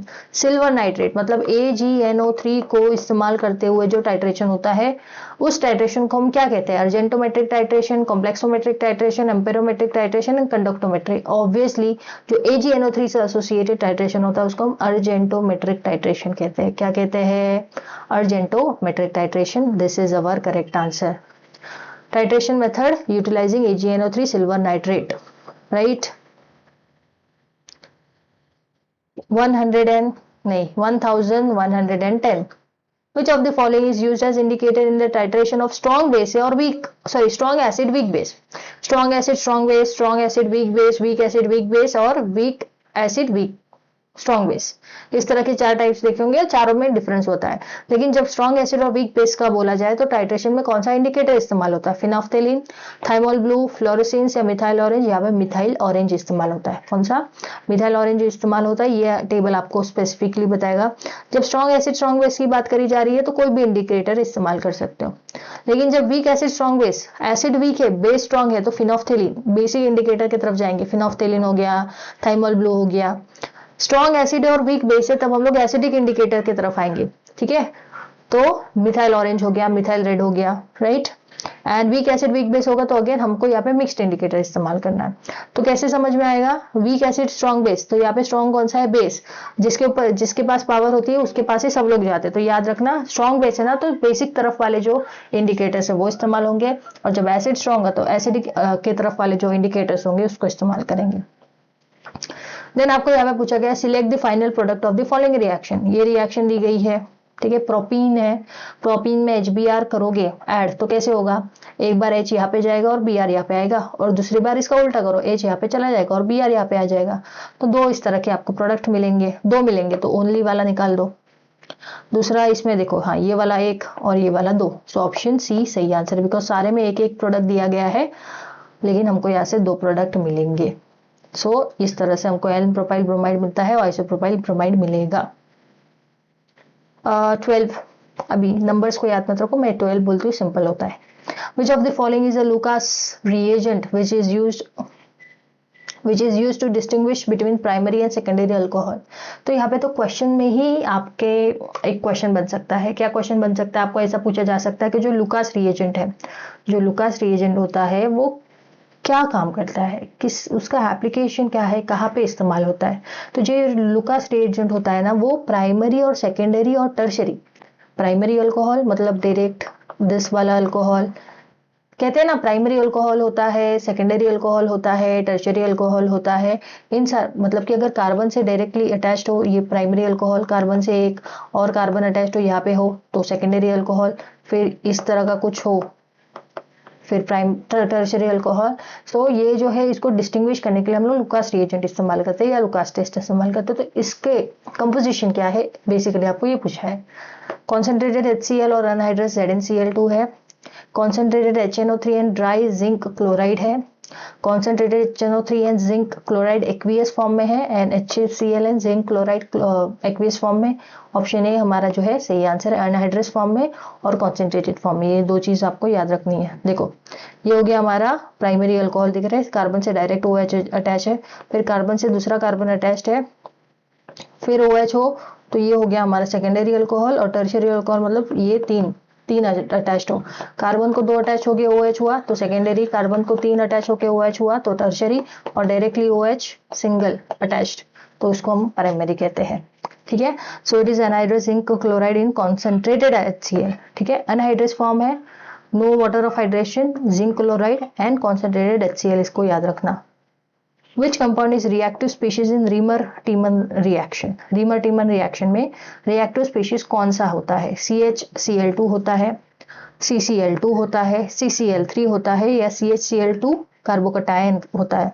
Generally जो रेडिकल वाले स्पीशीज होते हैं ना, जो रेडिकल वाले स्पीशीज जिसके पास रेडिकल लोन पेयर होते हैं तो वही रिएक्टिव होती है। तो यहाँ पे जो है ना लोन पेयर इसके पास होता है, CCl2 के पास। सो ऑप्शन बी हमारा जो है करेक्ट आंसर होता है। यू कैन सी हियर, देखो CCl2 यहाँ पे लोन पेयर, ये ही रिएक्टिव स्पीशीज होता है, यही रिएक्ट करता है, क्योंकि ये लोग स्टेबल नहीं होते ना, तो ये स्टेबिलिटी के लिए रिएक्ट करते हैं। Which of the following is not an electrophile? Electrophile मतलब इलेक्ट्रॉन लविंग, इलेक्ट्रॉन लविंग है, इसका मतलब क्या है, इनके पास उसकी कमी है, जिसकी कमी होती है हम उसी के तरफ अट्रैक्ट होते हैं। तो इनके पास इलेक्ट्रॉन की कमी है, इसलिए ये लोग इलेक्ट्रोफाइल के तरफ, मतलब इलेक्ट्रॉन जिसके पास ज्यादा है उसके पास अट्रैक्ट होते हैं। तो आपको पूछा इसमें से कौन सा इलेक्ट्रोफाइल नहीं है, यानी कि न्यूट्रोफाइल है, मतलब वो न्यूक्लियस लविंग है। न्यूक्लियस लविंग हुआ इसका मतलब उसके पास पहले से ही इलेक्ट्रॉन प्रेजेंस है। ठीक है, यहाँ पे जो करेक्ट आंसर है वो है हमारा अमोनिया NH3, बिकॉज ये जो है ना लोन पेयर, इसको देके ये स्टेबल हो सकता है, बॉन्ड बना सकता है, राइट। सो न्यूक्लियोफाइल, इलेक्ट्रोफाइल, ये इलेक्ट्रोफाइल जो होते हैं इलेक्ट्रॉन लविंग होते हैं, न्यूक्लियोफाइल जो है न्यूक्लियस लविंग होते हैं। इनके जो एग्जांपल है ये सारे कटायंस वाले होते हैं ना, इसके एग्जांपल हो गए। और ये नेगेटिव लोन पेयर वाले जिसके पास इलेक्ट्रॉन ज्यादा है बेसिकली, वही न्यूक्लियस की तरफ अट्रैक्ट होगा। सो अमोनिया यहाँ पे करेक्ट आंसर है। 15 in chloride limit test the reagent added to for precipitation is sodium chloride, silver nitrate, sodium nitrate and silver chloride. Chloride test बोला गया है, हम क्या क्लोराइड से हम AgNO3 को रिएक्ट करवाते हैं HNO3 के प्रेजेंस में, नाइट्रिक एसिड के प्रेजेंट में, तो AgCl का प्रेसिपिटेशन मिलता है, राइट। सो यहाँ पे AgCl का प्रेसिपिटेशन मिलता है। आपको पूछा रिएजेंट कौन सा इस्तेमाल किया जाता है, तो ये सिल्वर नाइट्रेट इस्तेमाल होता है। ऑप्शन भी हमारा सही आंसर है। डाइल्यूट HNO3 के प्रेजेंस में AgCl का प्रेसिपिटेशन होता है, और इसमें ओपेलेसेंस मतलब टर्बिडिटी दिखती है, और वो टर्बिडिटी को हम मैच करते हैं। Then in heavy metal limit test the standard prepared by using solution of. Heavy metal limit test में जो स्टैंडर्ड होता है, स्टैंडर्ड से ही हम लोग कंपेयर करते हैं ना, स्टैंडर्ड से ही हम हमारे सैंपल को कंपेयर करते हैं। तो वो स्टैंडर्ड किस सोल्यूशन से बनता है, तो हम लोग बेसिकली स्टैंडर्ड के लिए कौन सा मेटल इस्तेमाल कर रहे हैं, ये इनडायरेक्टली इस क्वेश्चन के पूछने का मतलब है। Silver nitrate, lead nitrate, silver chloride या हाइड्रोजन क्लोराइड। तो यहाँ पे जो है हमारा हैवी मेटल के लिमिट टेस्ट में हम लीड नाइट्रेट को इस्तेमाल करते हैं। ठीक है, लीड हैवी मेटल हो जाता है, इसको हम इस्तेमाल करते हैं फॉर दी हैवी मेटल के लिमिट टेस्ट के लिए। ठीक है, Which of the following cell organelles is called as suicidal bags? कौन से सेल ऑर्गेनल्स को सुसाइडल बैग्स बोला जाता है? लाइसोसोम्स को, गोल्गी बॉडीज को, सेल मेम्ब्रेन को, या माइटोकॉन्ड्रिया को? वेरी सिंपल, लाइसोसोम्स को बोला जाता है सुसाइड बैग्स। ठीक है, लाइसोसोम्स को बोला जाता है सुसाइड बैग्स, गोल्गी बॉडीज को बोला जाता है post office of the cell, mitochondria तो एनर्जी करेंसी जनरेट करता है। इस तरह से आपको सारे नाम पता होने चाहिए। ये क्या करते हैं, इसको किसने डिस्कवर किया, क्रिस्टियन डी ड्यूवे ने। ये क्या करते हैं, एंटायर सेल को डिस्ट्रॉय कर देते हैं ऑटोलाइसिस के प्रोसेस से, इस वजह से इनको सुसाइड बैग बोला जाता है। ऑटोलाइसिस मतलब cell death, lysis of the cell मतलब सेल का ब्रेकडाउन होना, और ये ऑटोमेटिकली होता है। ठीक है, एंड एसिड फॉस्फेटेज जो है वो मार्कर एंजाइम है लाइसोसोम का। Very important point, acid phosphatase जो है वो मार्कर एंजाइम है लाइसोसोम का। तो लाइसोसोम डिटेक्ट करना है तो हमको acid phosphatase as a marker इस्तेमाल करना पड़ता है। All are the example of conjugated proteins except, कौन सा एग्जाम्पल नहीं है। अगेन यहाँ पे आप लोगों ने क्लासिफिकेशन वाला टेबल किया होगा बायोकेमिस्ट्री से, वहां से डायरेक्टली आंसर हो सकता है। Glycoprotein, globular protein, lipoprotein, chromoprotein. यहाँ पे ग्लोबुलर प्रोटीन जो है गलत आंसर है, गलत आंसर है। बाकी सब कॉन्जुगेटेड प्रोटीन में आता है, ग्लोबुलर प्रोटीन कॉन्जुगेटेड प्रोटीन में नहीं आता। आप लोगों को बताओ तो ये सिंपल प्रोटीन्स के अंदर चला जाता है। यही टेबल की मैं बात कर रही थी। सिंपल प्रोटीन्स होते हैं, कॉन्जुगेटेड वाले होते हैं, डिराइव्ड वाले होते हैं। कॉन्जुगेटेड वाले में we have nucleoproteins, glycoprotein, lipoprotein, chromoprotein, metalloprotein, phosphoprotein. Derived वाले में प्राइमरी और सेकेंडरी में proteases, peptone, polypeptide, peptide, conjugated protein, metaprotein. Simple वाले में ग्लोबुलर प्रोटीन्स में albumin, globulin, histones and all. Scleroprotein आते हैं, collagen, elastin and keratin. Pentose sugar कौन सा है इसमें से? DHA, dihydroxy acetone, ribulose, erythrose and glucose. ये C6 है, ये C4 है, ये C3 है। बचा क्या? राइब्यूलोज ही हमारा क्या है? पेंटोस शुगर है, C5। ठीक है। The scientist who introduced the binomial system for naming plants। कौन से साइंटिस्ट ने बाइनोमियल सिस्टम को इंट्रोड्यूस करवाया था प्लांट के नेमिंग के लिए? A.W. एल्चर, इक्लेयर, मेंडल ने, ग्रीनिश एंड कॉलिन ने, या स्वेडी लिनियस ने? यस, सब लोग लिनियस क्लासिफिकेशन की तरह भी इसको जानते हैं। सो ऑप्शन डी हमारा यहाँ पे सही आंसर है। स्वेडी या स्वेड लिनियस ने क्लासिफाई किया एंड इंट्रोड्यूस किया naming of the binomial system की नेमिंग इसने ही स्टार्ट करी थी। ठीक है।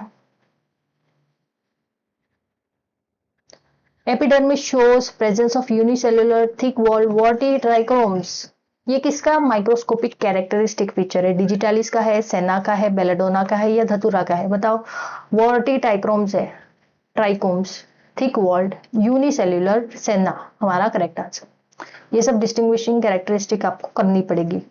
पैरासाइटिक स्ट्रोमेटा होता है, कैल्शियम ऑक्सैलेट क्रिस्टल भी प्रेजेंट होते हैं, राइट। लिग्निफाइड पेरिसाइक्लिक फाइबर्स भी प्रेजेंट होते हैं, एंड यहाँ पे वॉर्टी ट्राइकोम्स ये रहे प्रेजेंट होते हैं। The Ayurvedic fermented preparation which shows more effective action as it becomes older। जैसे जैसे पुराना होते जाएगा वैसे वैसे इसका इफेक्ट अच्छा होते जाएगा। ये कौन सा है? अरिष्टा है, असावा है, अवलेहा है, या अर्का है? ये कौन सा है हमारा? अरिष्टा। क्या बोला जाता है? अरिष्टा जो है इसमें करेक्ट आंसर है। ये फर्मेंटेड प्रिपरेशन होता है। ये जैसे जैसे ओल्ड होगा वैसे वैसे इसका एक्शन बढ़ते रहेगा और इसको हीट के थ्रू प्रिपेयर किया जाता है, हीट रिक्वायर्ड होती है। असावास जो होता है उसको बिना हीट के प्रिपेयर किया जाता है। अगेन ये भी फर्मेंटेड है, बट यही डिफरेंस होता है असावा और अरिष्टा में कि अरिष्टा में हमको हीट चाहिए, असावा में हमको हीट नहीं चाहिए। अवलेहा तो आप लोगों को ये डिकॉक्शंस होते हैं, ठीक है। इसको ज्यादा उबालने की वजह से एक थिक कंसिस्टेंसी का चीज फॉर्म हो जाता है और इसमें शुगर या जैगरी को भी ऐड किया जाता है। अंजना या वर्टी को आई प्रिपरेशन बोला जाता है। अर्क क्या होता है? एक लिक्विड प्रिपरेशन जो डिस्टिलेशन से प्रोड्यूस हो उसको अर्क बोला जाता है। और भस्मा तो calcination product, powder which is produce by calcination, उसको भस्मास बोला जाता है। ओके, सो इस क्वेश्चन में आपको पूछा है among the various stages in the development of ergot, कौन से स्टेज पे आपको maximum amount of active constituent मिलेगा? एस्कोफोर स्टेज है, स्टेरिग्मा है, स्क्लेरोशियम स्टेज है, या स्टोमा विद पेरिथेसिया है? देखो, एक होता है स्पाशियल स्टेज, एक होता है स्क्लेरोशियम वाला स्टेज और एक होता है एस्कोफोर वाला स्टेज। ये 3 स्टेज ही होते हैं। तो यहाँ पे ऑप्शन बी और डी तो पहले ही एलिमिनेट हो जाता है। अब यहाँ पे जो स्क्लेरोशियम स्टेज होता है ना, जो सेकेंड स्टेज होता है उसमें ही आपको maximum amount of active constituent मिलेगा। एंड स्पेशल स्टेज तो सेक्सुअल स्टेज होता है और स्क्लेरोशियम स्टेज जो होता है उसमें मैक्सिमम अमाउंट ऑफ आपको क्या मिलता है? Active constituent. ये चीज याद रखना। कॉलमोग्रा ऑयल जो होता है वो जनरली किस डिजीज कंडीशन के लिए आप इस्तेमाल करते हो? हाइपरटेंशन, लेप्रेसी, एपिलेप्सी, या डायबिटीज? सो आप लोगों ने सुना होगा एल से लेप्रेसी याद रखो, कॉलमोग्रा में एल आता है तो लेप्रेसी के इस्तेमाल के हम इस्तेमाल करते हैं इसको लेप्रेसी में। टीबी में, लेप्रेसी में, सोरियासिस जो कि स्किन कंडीशन होती है, और रोमैटिज्म, इनमें हम कॉलमोग्रा ऑयल को इस्तेमाल करते हैं। एंड ये फ्लोकार्टिशिये फैमिली से बिलोंग करता है, ठीक है। स्वीट सब्सटेंस जो कि प्रेजेंट है ऑरेंज पील में, ऑरेंशिया मरीन, कॉनिफेरिन, जेरेनियोल, या सिट्रोनेला? कौन सा स्वीट सब्सटेंस प्रेजेंट है ऑरेंज पील में? स्वीट बोला गया है ना कि बिटर, तो हमारा करेक्ट आंसर है कॉनिफेरिन। कॉनिफेरिन ही हमारा क्या है? Sweet substance. Bitter substance aurantiamarin है। तो बहुत सारे लोग जिनको नहीं पता है वो ऑरेंशिया मरीन से क्या करेंगे? टिक कर देंगे क्योंकि एसोसिएटेड रखता है ना ऑरेंज के साथ, बट ये बीटर सब्सटेंस आपको स्वीट पूछा है तो कॉनिफेरिन हमारा यहाँ पे सही आंसर आ जाता है। Okay, so next question is question number 26. Following are microscopical characteristics of Nux vomica seeds. Nux vomica seeds के characteristics क्या है? Differentiating characteristics of every herbs should be known. Endosperm of Nux vomica seed consists of polyhedral unlignified cell with plasmodesma. Endosperms of Nux vomica seed consist of polyhedral lignified cell with plasmodesma. Endosperms of Nux vomica seed contain alluron grains and calcium oxalate crystals, and endosperms of Nux vomica seed consist of polyhedral lignified cell with plasmodesma and starch grain. You must know कि जो हमारे calcium oxalate crystals होते हैं ये present नहीं होते nux vomica में. So calcium oxalate crystals वाली जो बात होती है उसको हम एलिमिनेट कर सकते हैं. Next the thing is about starch grain. Even the starch grains are not present. Starch grain भी प्रेजेंट नहीं होते लेकिन एल्यूरन ग्रेन्स होते हैं प्रेजेंट. अगर मैं बात करूं यहाँ पे the main featuring characteristic option A will be correct because इनके लिग्निफाइड सेल नहीं होते, अनलिग्निफाइड होते हैं. एंड यहाँ पे जो एल्यूरन ग्रेन वाला था उसके साथ कैल्शियम ऑक्सैलेट प्रेजेंट था, तो ऑब्वियसली ये सही आंसर नहीं होने वाला था. सो एंडोस्पर्म जो होता है एपिडर्मिस, हाँ एंडोस्पर्म अनलिग्निफाइड होता है. It is not lignified, it is unlignified cell with plasmodesma. Aleurone grain भी होता है और ऑयल ग्लोब्यूल्स भी होता है. स्पेसिफिक कैरेक्टरिस्टिक स्टार्च ग्रेन और कैल्शियम ऑक्सैलेट क्रिस्टल्स प्रेजेंट नहीं होते. Next, which of the following is not an organoleptic factor for the standardization of herbal drug. Herbal drug का जब स्टैंडर्डाइजेशन किया जाता है तो ऑर्गेनोलेप्टिक मतलब जो ऑर्गन से हम लोग डिफ्रेंशिएट कर पाए, हमारे ऑर्गन्स हमारे सेंसेस इस्तेमाल करके हम लोग उसको देख सकते हैं. ओडर, टेस्ट, मॉइस्चर कंटेंट या कलर. ओडर नोज से पता चल सकते हैं, टेस्ट टंग से पता चल सकता है, कलर आंखों से दिखाई दे सकता है, मॉइस्चर आपको डायरेक्टली पता नहीं चल सकता. ऑप्शन सी इस वजह से एलिमिनेटेड हो जाता है. Next question. In prescription, Vesper means what? Talk in whisper, Russell's viper in the evening and morning. So morning के लिए we use many word for morning. Vesper is specifically for evening. Vesper is specifically for evening, denoting in the evening. ठीक है? So we can remember this thing. Then omni means every. Okay. Nocte means night. Cross का मतलब होता है tomorrow. Liquor solution इसमें से डेक्यूबिटस जो word होता है ये बेड टाइम के लिए डिनोट करता है. Mist is for mistura. You can remember like this also. Next, यहाँ पे क्वेश्चन रिवील हो चुका है answer, but don't worry. MEDIPHOR जो है ये कंप्यूटराइज सर्विस होती है जो ऑफर्ड किया जाता है offered by a drug information system to monitor क्या? Drug abuse, therapeutic drug monitoring, drug interaction या क्यूमुलेटिव टॉक्सिसिटी. सो मेडिफोर जो होता है ये स्पेसिफिकली DI से याद रखना है, ड्रग इंटरैक्शन को बीच में मेडिफोर में you can remember it is for monitoring the drug interaction. तो ड्रग इंटरैक्शन मॉनिटरिंग के लिए ये एक पर्टिकुलर डेटाबेस कह सकते हैं. ये कंप्यूटराइज सिस्टम होता है एंड इसका जो फुल फॉर्म है वो है monitoring and evaluation of drug interaction, इसलिए वो DI word. By pharmacy oriented reporting. Next question. Mineral found in red pigment of vertebrate blood is magnesium, iron, calcium, copper. Actually यहाँ पे mineral की जगह हम मेटल भी बोल सकते हैं. स्पेसिफिकली आप लोगों को ब्लड में पूछा गया है. ब्लड में हीमोग्लोबिन प्रेजेंट होता है और हीमोग्लोबिन कंटेन्स दी आयरन. ठीक है, बाइंड्स दी आयरन. सो ऑप्शन बी यहाँ पे सही होता है. Iron is present, the metal iron. ठीक है, रेड पिगमेंट जो होता है हीमोग्लोबिन आयरन कंटेन करता है एंड हीमोग्लोबिन जो प्रोटीन होता है वो किस लिए ऑक्सीजन कैरी करता है. ठीक है, we know this thing. Question number 31. What is the primary vector for transmission of dengue fever? Dengue fever को अगर ट्रांसमिट करना हो तो फैक्टर्स कौन से रिस्पॉन्सिबल होते हैं? एडिस एजिप्टी मॉस्किटो है, एनाफिलिस मॉस्किटो है, क्यूलेक्स मॉस्किटो है या आइडेक्स टिक्स है? तो यस, यहाँ पे Aedes aegypti mosquito specifically dengue के लिए होता है, एनाफिलिस हमारे मलेरिया के लिए होता है. Option a very well correct answer. ठीक है, Aedes aegypti mosquito. Next question जो आपको दिया गया है क्वेश्चन नंबर 32. आपको यहाँ पे सिंप्लीफाई करने के लिए कहा गया है. What you have told to simplify this particular thing. अब यहाँ पे सिंप्लीफिकेशन बहुत सिंपल है.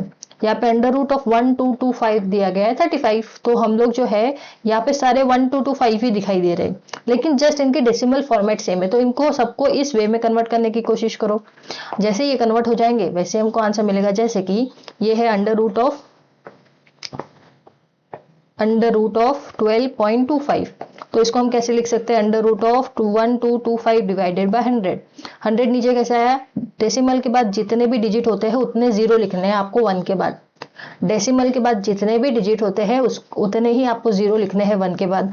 तो सिमिलरली इसका क्या होगा 1225 डिवाइडेड बाय कितने 4 डिजिट है ना, तो 4 जीरो आ जाएंगे। देन उसके बाद आता है यहाँ पे 336 डिजिट। सो 1225 6 जीरो 1 2 3 4 5 6। इस तरह से आप लोग को इसको सिंप्लीफाई करना है। सब में 35 आपको प्रेजेंस हो जाएगा। देखो इस तरह से मैंने बताया तो सबका वैल्यू तो आ जाएगा ना। अंडर रूट ऑफ 120 1225 35 है, और 100 को अगर अंडर रूट से बाहर निकाले तो 10 आएगा, 10,000 को बाहर निकाले तो 100, उसी तरह से ये जो है उसको निकालेंगे तो 1000 आ जाएगा। और इनको क्या करना है, सिंपली आपको अगेन डेसिमल फॉर्मेट में कन्वर्ट करो। यहाँ पे 1 जीरो है तो एक पॉइंट आ गया, पॉइंट के पीछे डेसिमल के पीछे सिर्फ एक नंबर आएगा। डबल जीरो है तो डेसिमल के बाद 2 नंबर आ जाएंगे, और ये 3 जीरो है तो डेसिमल के बाद 3 नंबर आ जाएंगे। इस तरह से आपको उसको ऐड करना है। 3.885 जो है 3.885 करेक्ट आंसर है। 3 पॉइंट यहाँ पे 08 है तो इसको आप लोग रेक्टिफाई कर सकते हो। 3.885 जो है हमारा करेक्ट आंसर होता है। Right, next question 33, which of the following is not the square of any natural number. इनमें से कौन सा है जो स्क्वायर नहीं है नेचुरल नंबर का। एक रूल होता है, इसको याद रखना, जो नेचुरल नंबर का स्क्वायर होता है ना उसके यूनिट डिजिट में, ये रूल याद रखो, यूनिट डिजिट में जो होगा ना वो कभी भी ये 4 नंबर नहीं आएंगे, 2 3 7 8। हमेशा ये चीज याद रखो, ये रूल बोलो ट्रिक बोलो जो भी बोल सकते हो, कि नेचुरल नंबर के अगर स्क्वायर बोला जाए तो नेचुरल नंबर के स्क्वायर में लास्ट में यूनिट डिजिट में you will never get 2 3 7 8। It is highly impossible, you will not get it. So इसी रूल को इस्तेमाल करते हुए you don't have to find, आपको फाइंड नहीं करना है, क्या आपको यहाँ पे नहीं देखना है किसका स्क्वायर है, बस देखो लास्ट डिजिट 6 आएगा, 5 आता है, 2 नहीं आता, 1 आएगा। सो ऑप्शन सी यहाँ पे एलिमिनेट हो जाता है, and hence our correct answer. ठीक है, नेक्स्ट क्वेश्चन आप लोग को यहाँ पे सिंप्लीफिकेशन बोला गया है। Find the given value under root of 1 plus 27 169 is equal to 1 plus x by 13। Simply है, 169 को पहले तो अंदर सिंप्लीफाई कर लो रूट के इसमें, तो यहाँ पे आप लोगों को क्या मिलेगा 196 बाई 169 अंडर रूट में मिलेगा, is equal to x plus 1 plus x 1 plus x by 13। ये एज इट इज बाजू में रखो, इसको सॉल्व करोगे तो 14 बाय 13 मिलेगा, is equal to 1 plus x by 13। Then क्या कर सकते हो आप लोग, 1 को यहाँ पे लेके जाओ, शिफ्ट कर दो, यहाँ पे 14 के पास 1 को लेके जाओगे, फिर 13 जो है 1 से क्या हो सकता है मल्टीप्लाई हो सकता है, उसी तरह से 1 बाय 13 मिलेगा। मैं बताती हूँ क्या है इसका, ऑप्शन ए जो है 1 करेक्ट आंसर होता है।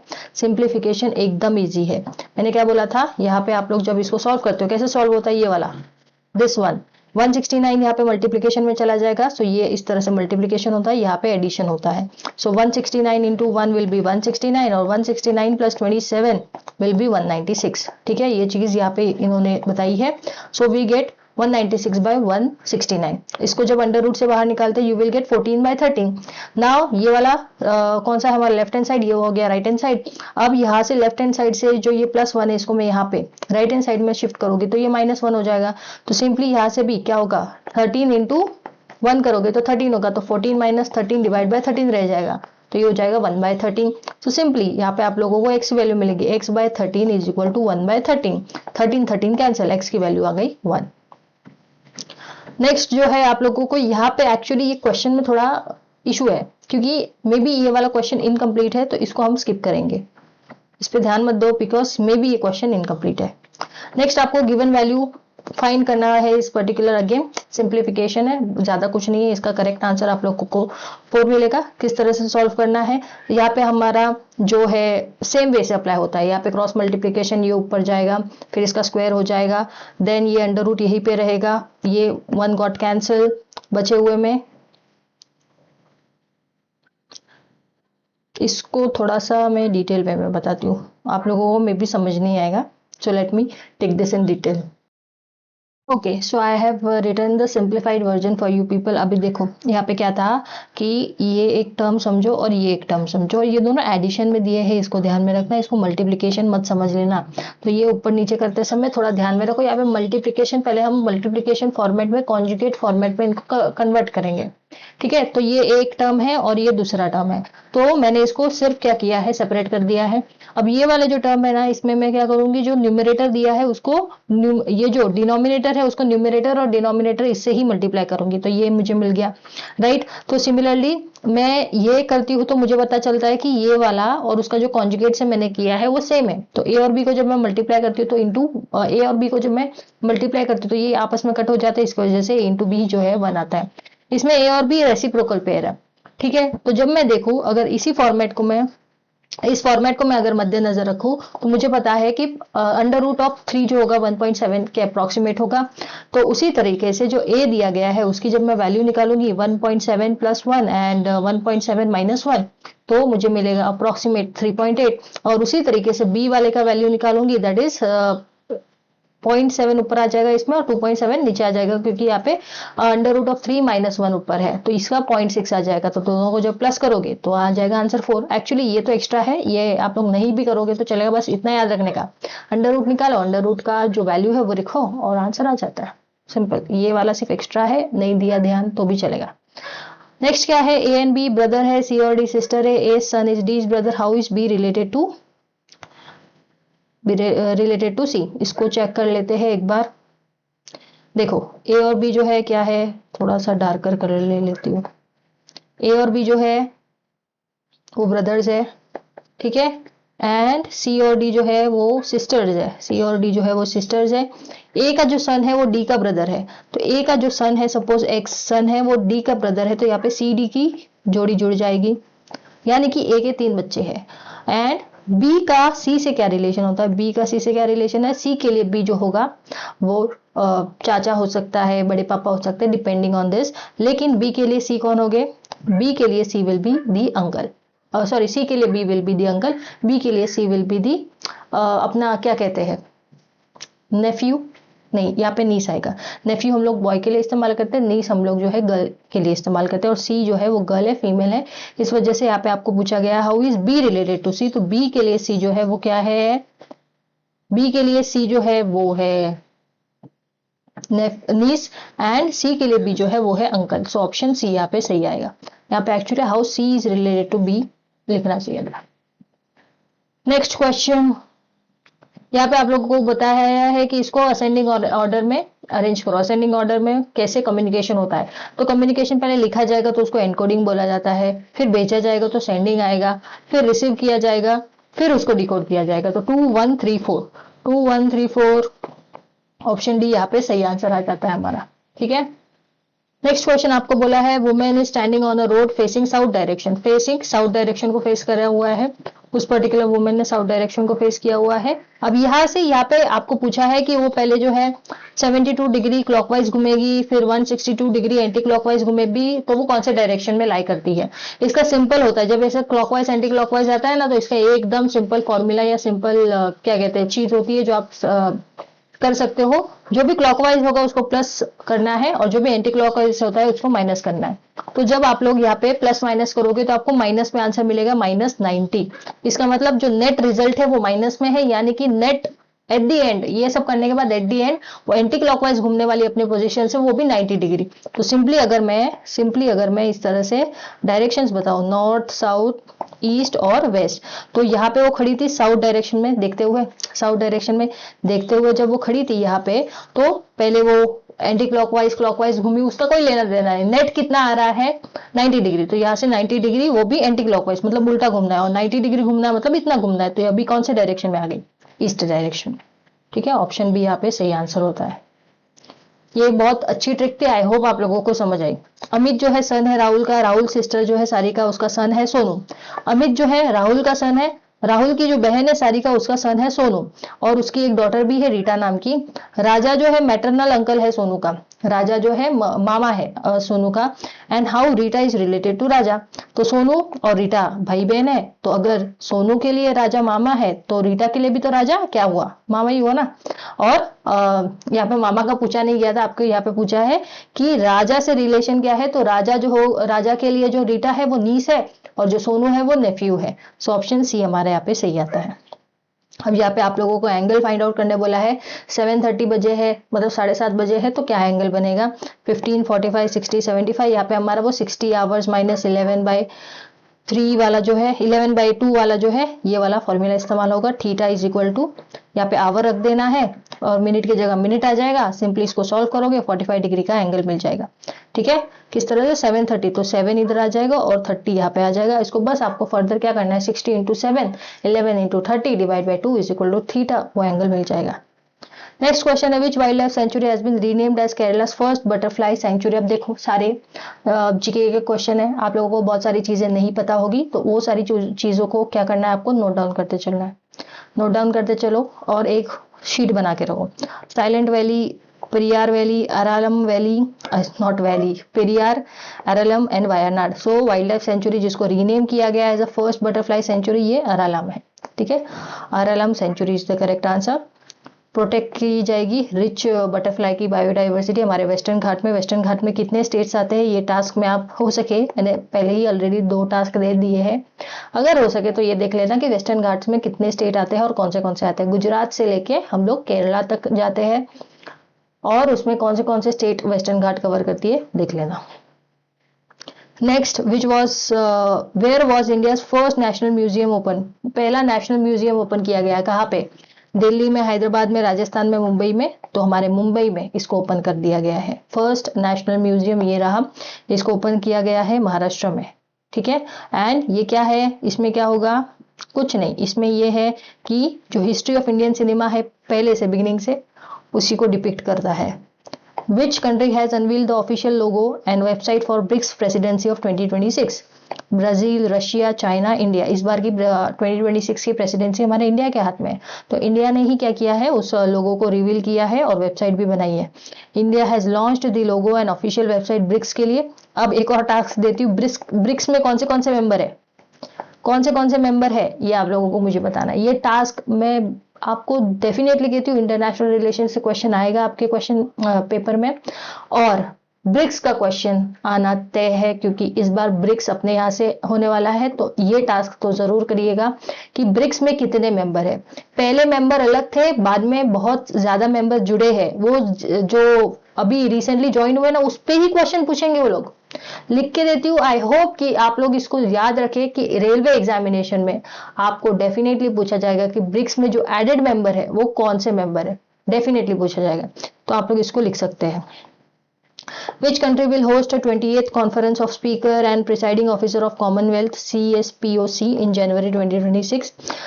UK, Australia, India, Canada. Again यहाँ पे हमारा जो इंडिया है वो इस बार प्रेसिडेंसी होल्ड कर रहा है। So India will host this 28 conference of speaker and presiding officers of Commonwealth, जिसमें सारे पार्लियामेंट्री लीडर्स जो होंगे कॉमनवेल्थ नेशन के, वो टुगेदर आएंगे and there will be the discussion. यहाँ पे इंडिया ने रोल प्ले किया है, रोल प्ले करने वाला है, किया है, सो इसलिए इंपॉर्टेंट है। कौन सा सिटी ने 5th trilateral veteran day parade को सेलिब्रेट किया मरीन ड्राइव पे? देखो, विच सिटी बोल के मरीन ड्राइव लिख देते हैं, कैसे ऐसे होगा, क्या मैं बोलूं अभी। तो मरीन ड्राइव तो मुंबई में है, कुछ पढ़ने की जरूरत नहीं। तो 5 ट्राइलेटरल सर्विस कौन सी? आर्मी, नेवी और एयरफोर्स। इन लोगों का क्या, एक ट्राइलेटरल वेटरन डे कंडक्ट किया गया था मुंबई में, ये चीज आपको याद रखनी है। ठीक है। In which city will be the Uttar Pradesh regional AI impact conference 2026 will be held on 12th and 13 जनवरी को ये कॉन्फ्रेंस हुआ है। कौन से सिटी में हुआ है? लखनऊ में, कानपुर में, वाराणसी में या प्रयागराज में? आप लोगों को पता होना चाहिए, लखनऊ में ये हुआ है। ठीक है, लखनऊ में हुआ है। और कौन सी मिनिस्ट्री? By India AI। कौन से मिनिस्ट्री के अंदर है? Ministry of electronics and information technology. AI की बात हुई तो इंफॉर्मेशन टेक्नोलॉजी वाली मिनिस्ट्री रोल प्ले करेगी।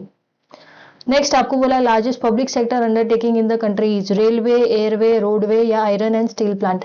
लार्जेस्ट पब्लिक सेक्टर अंडरटेकिंग अब तक हमारा रेलवे है। रेलवे हमारे पब्लिक सेक्टर अंडरटेकिंग मतलब गवर्नमेंट के अंडर होना। ठीक है, तो रेलवे ही है जो गवर्नमेंट के अंदर है। अभी तक इसमें कोई भी प्राइवेट सेक्टर रोल प्ले नहीं कर रहा है। आगे आने वाले टाइम में हो सकता है कि इसको प्राइवेटाइज किया जाए, बट स्टिल अब तक तो यही हमारा लार्जेस्ट पब्लिक सेक्टर अंडरटेकिंग है। Which organization developed the hand operated sea water desalination system स्वदेश जिसको कहा जाता है for soldier in the remote area? ISRO, BHEL, then Hindustan aeronautical limited and DRDO defence वाला जो होता है, इसी ने डीआरडीओ ने हमारा ये सैलिनेशन प्लांट, डीसैलिनेशन प्लांट को क्या किया है, डेवलप किया है। ये किस लिए है, क्योंकि ये कहा गया जो भी सोल्जर्स रहते हैं रिमोट एरियाज में जो सोल्जर्स रहते हैं उनको portable water purifier for them, इस वजह से इसको डिप्लॉय किया गया है। याद रखना स्वदेश और इसका फुल फॉर्म याद रखना, एंड डीआरडीओ मिनिस्ट्री को याद रखना। The Asha Van mobile unit launched in Gandhinagar primarily focuses on which area of healthcare? Gandhinagar में इसको लॉन्च किया गया है। स्पेसिफिकली ये किस पे फोकस कर रही है, मैटरनल चाइल्ड हेल्थ पे, कार्डियक केयर पे, डायबिटीज मैनेजमेंट पे या कैंसर केयर पे? आशा वैन स्पेसिफिकली कैंसर केयर को फोकस किया जा रहा है, उसको फोकस में रखते हुए इसको लॉन्च किया गया है मोबाइल यूनिट। एंड बहुत सारे टाइप के कैंसर्स, लगभग 10 कैंसर्स को ये स्क्रीन करने की कैपेसिटी रखती है। नेशनल इनकम एस्टिमेट जो होता है वो कौन प्रिपेयर करता है इंडिया में? Planning commission, RBI, central statistical office या इंडियन स्टैटिस्टिकल इंस्टीट्यूट? अब देखो ये इंस्टीट्यूट ये नहीं कर सकती, नेशनल इनकम ये कोई ऑफिस करेगा, जो सेंट्रल स्टैटिस्टिकल ऑफिस है ना ये करता है, आरबीआई का इसमें काम नहीं होता स्टैटिस्टिक्स में, ठीक है। जो प्लानिंग कमीशन है वो प्लानिंग का काम करती है, ऐसा स्टैटिस्टिक का स्टैट्स का कोई लेना देना नहीं होता। तो यहाँ पे सीएसओ जो है, सी वाला ऑप्शन सही होता है। जो सीएसओ है हमारा सेंट्रल स्टैटिस्टिकल ऑफिस, जो किसके मिनिस्ट्री के अंदर आता है, ministry of statistic and programme implementation, वही प्रिपेयर करते हैं हमारे नेशनल स्टैटिस्टिक्स को। Which one of the following is a non metal, जो कि लिक्विड है रूम टेम्परेचर पे? मेटल जो लिक्विड होता है वो मर्क्यूरी होता है, लेकिन नॉन मेटल जो लिक्विड है रूम टेम्परेचर में वो कौन सा है? फॉस्फोरस है, ब्रोमीन है, क्लोरीन है, हीलियम है? ब्रोमीन हमारा सही आंसर है। कौन है? ब्रोमीन। याद रखना, bromine is our correct answer. Only non metal जो कि लिक्विड है रूम टेम्परेचर पे। क्लोरीन जो है ग्रीनिश येलो कलर का गैस होता है, ग्रीनिश येलो कलर का गैस होता है रूम टेम्परेचर में। हीलियम तो गैस है, और फॉस्फोरस जो है कलरलेस सेमी ट्रांसपेरेंट वैक्सी सॉलिड है, वैक्सी सॉलिड। वॉशिंग सोडा को क्या बोला जाता है? Sodium carbonate, calcium bicarbonate, sodium bicarbonate, calcium carbonate? तो वॉशिंग सोडा को हम कहते हैं carbonate, sodium carbonate, option A सही है। बेकिंग सोडा को हम लोग सोडियम बाइकार्बोनेट बोलते हैं। बी से बेकिंग याद रखने का, ठीक है, बी से बेकिंग याद रखो तो ऑटोमेटिकली आपको पता चलेगा सोडियम कार्बोनेट हमारा सही आंसर है for washing soda. Na2CO3। Question number 54 कह रहा है quartz crystals normally used in quartz clock is chemically silicon dioxide, germanium oxide, mixture of germanium oxide and silicon dioxide and sodium silicate. तो ये हमारा mixture नहीं होता है, ये एक सिंगल यूनिट भी नहीं होता, बट यहाँ पे मेजॉरिटीली हमारा सिलिकॉन डाइऑक्साइड से बना हुआ होता है। क्वार्ट्ज क्लॉक में केमिकली सिलिकॉन डाइऑक्साइड जो है वो प्रेजेंट होता है। याद रखना मिक्सचर को एक होलिस्टिक आंसर समझ के टिक मत करके आना।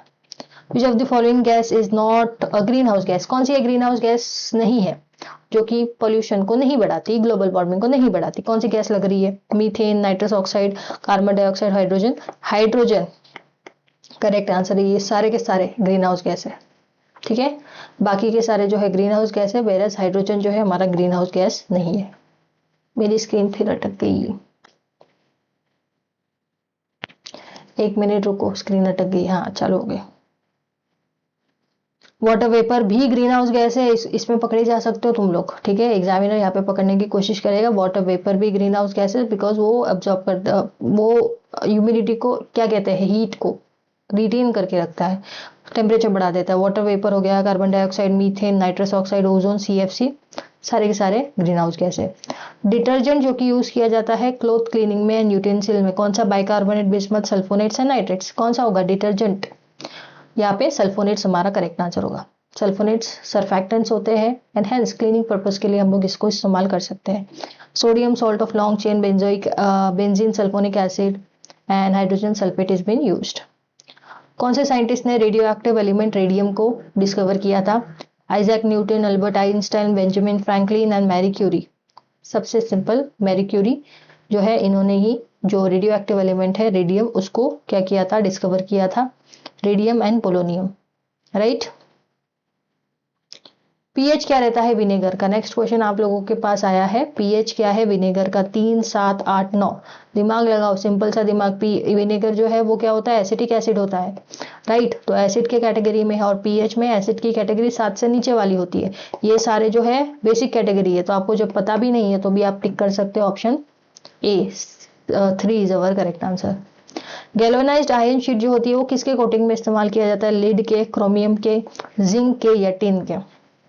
गैल्वेनाइज्ड आयरन शीट जो है हम लोग जिंक जो होता है उसके कोटिंग में इस्तेमाल किया जाता है, कोटेड विथ जिंक, मतलब जिंक से कोट किया जाता है। हेवी वाटर कौन सा होता है? Deuterium oxide D2O, PH7 rain water, tritium oxide T3O। क्या लगता है? हेवी वाटर को हम लोग D2O बोलते हैं। क्या बोलते हैं? D2O is our correct answer.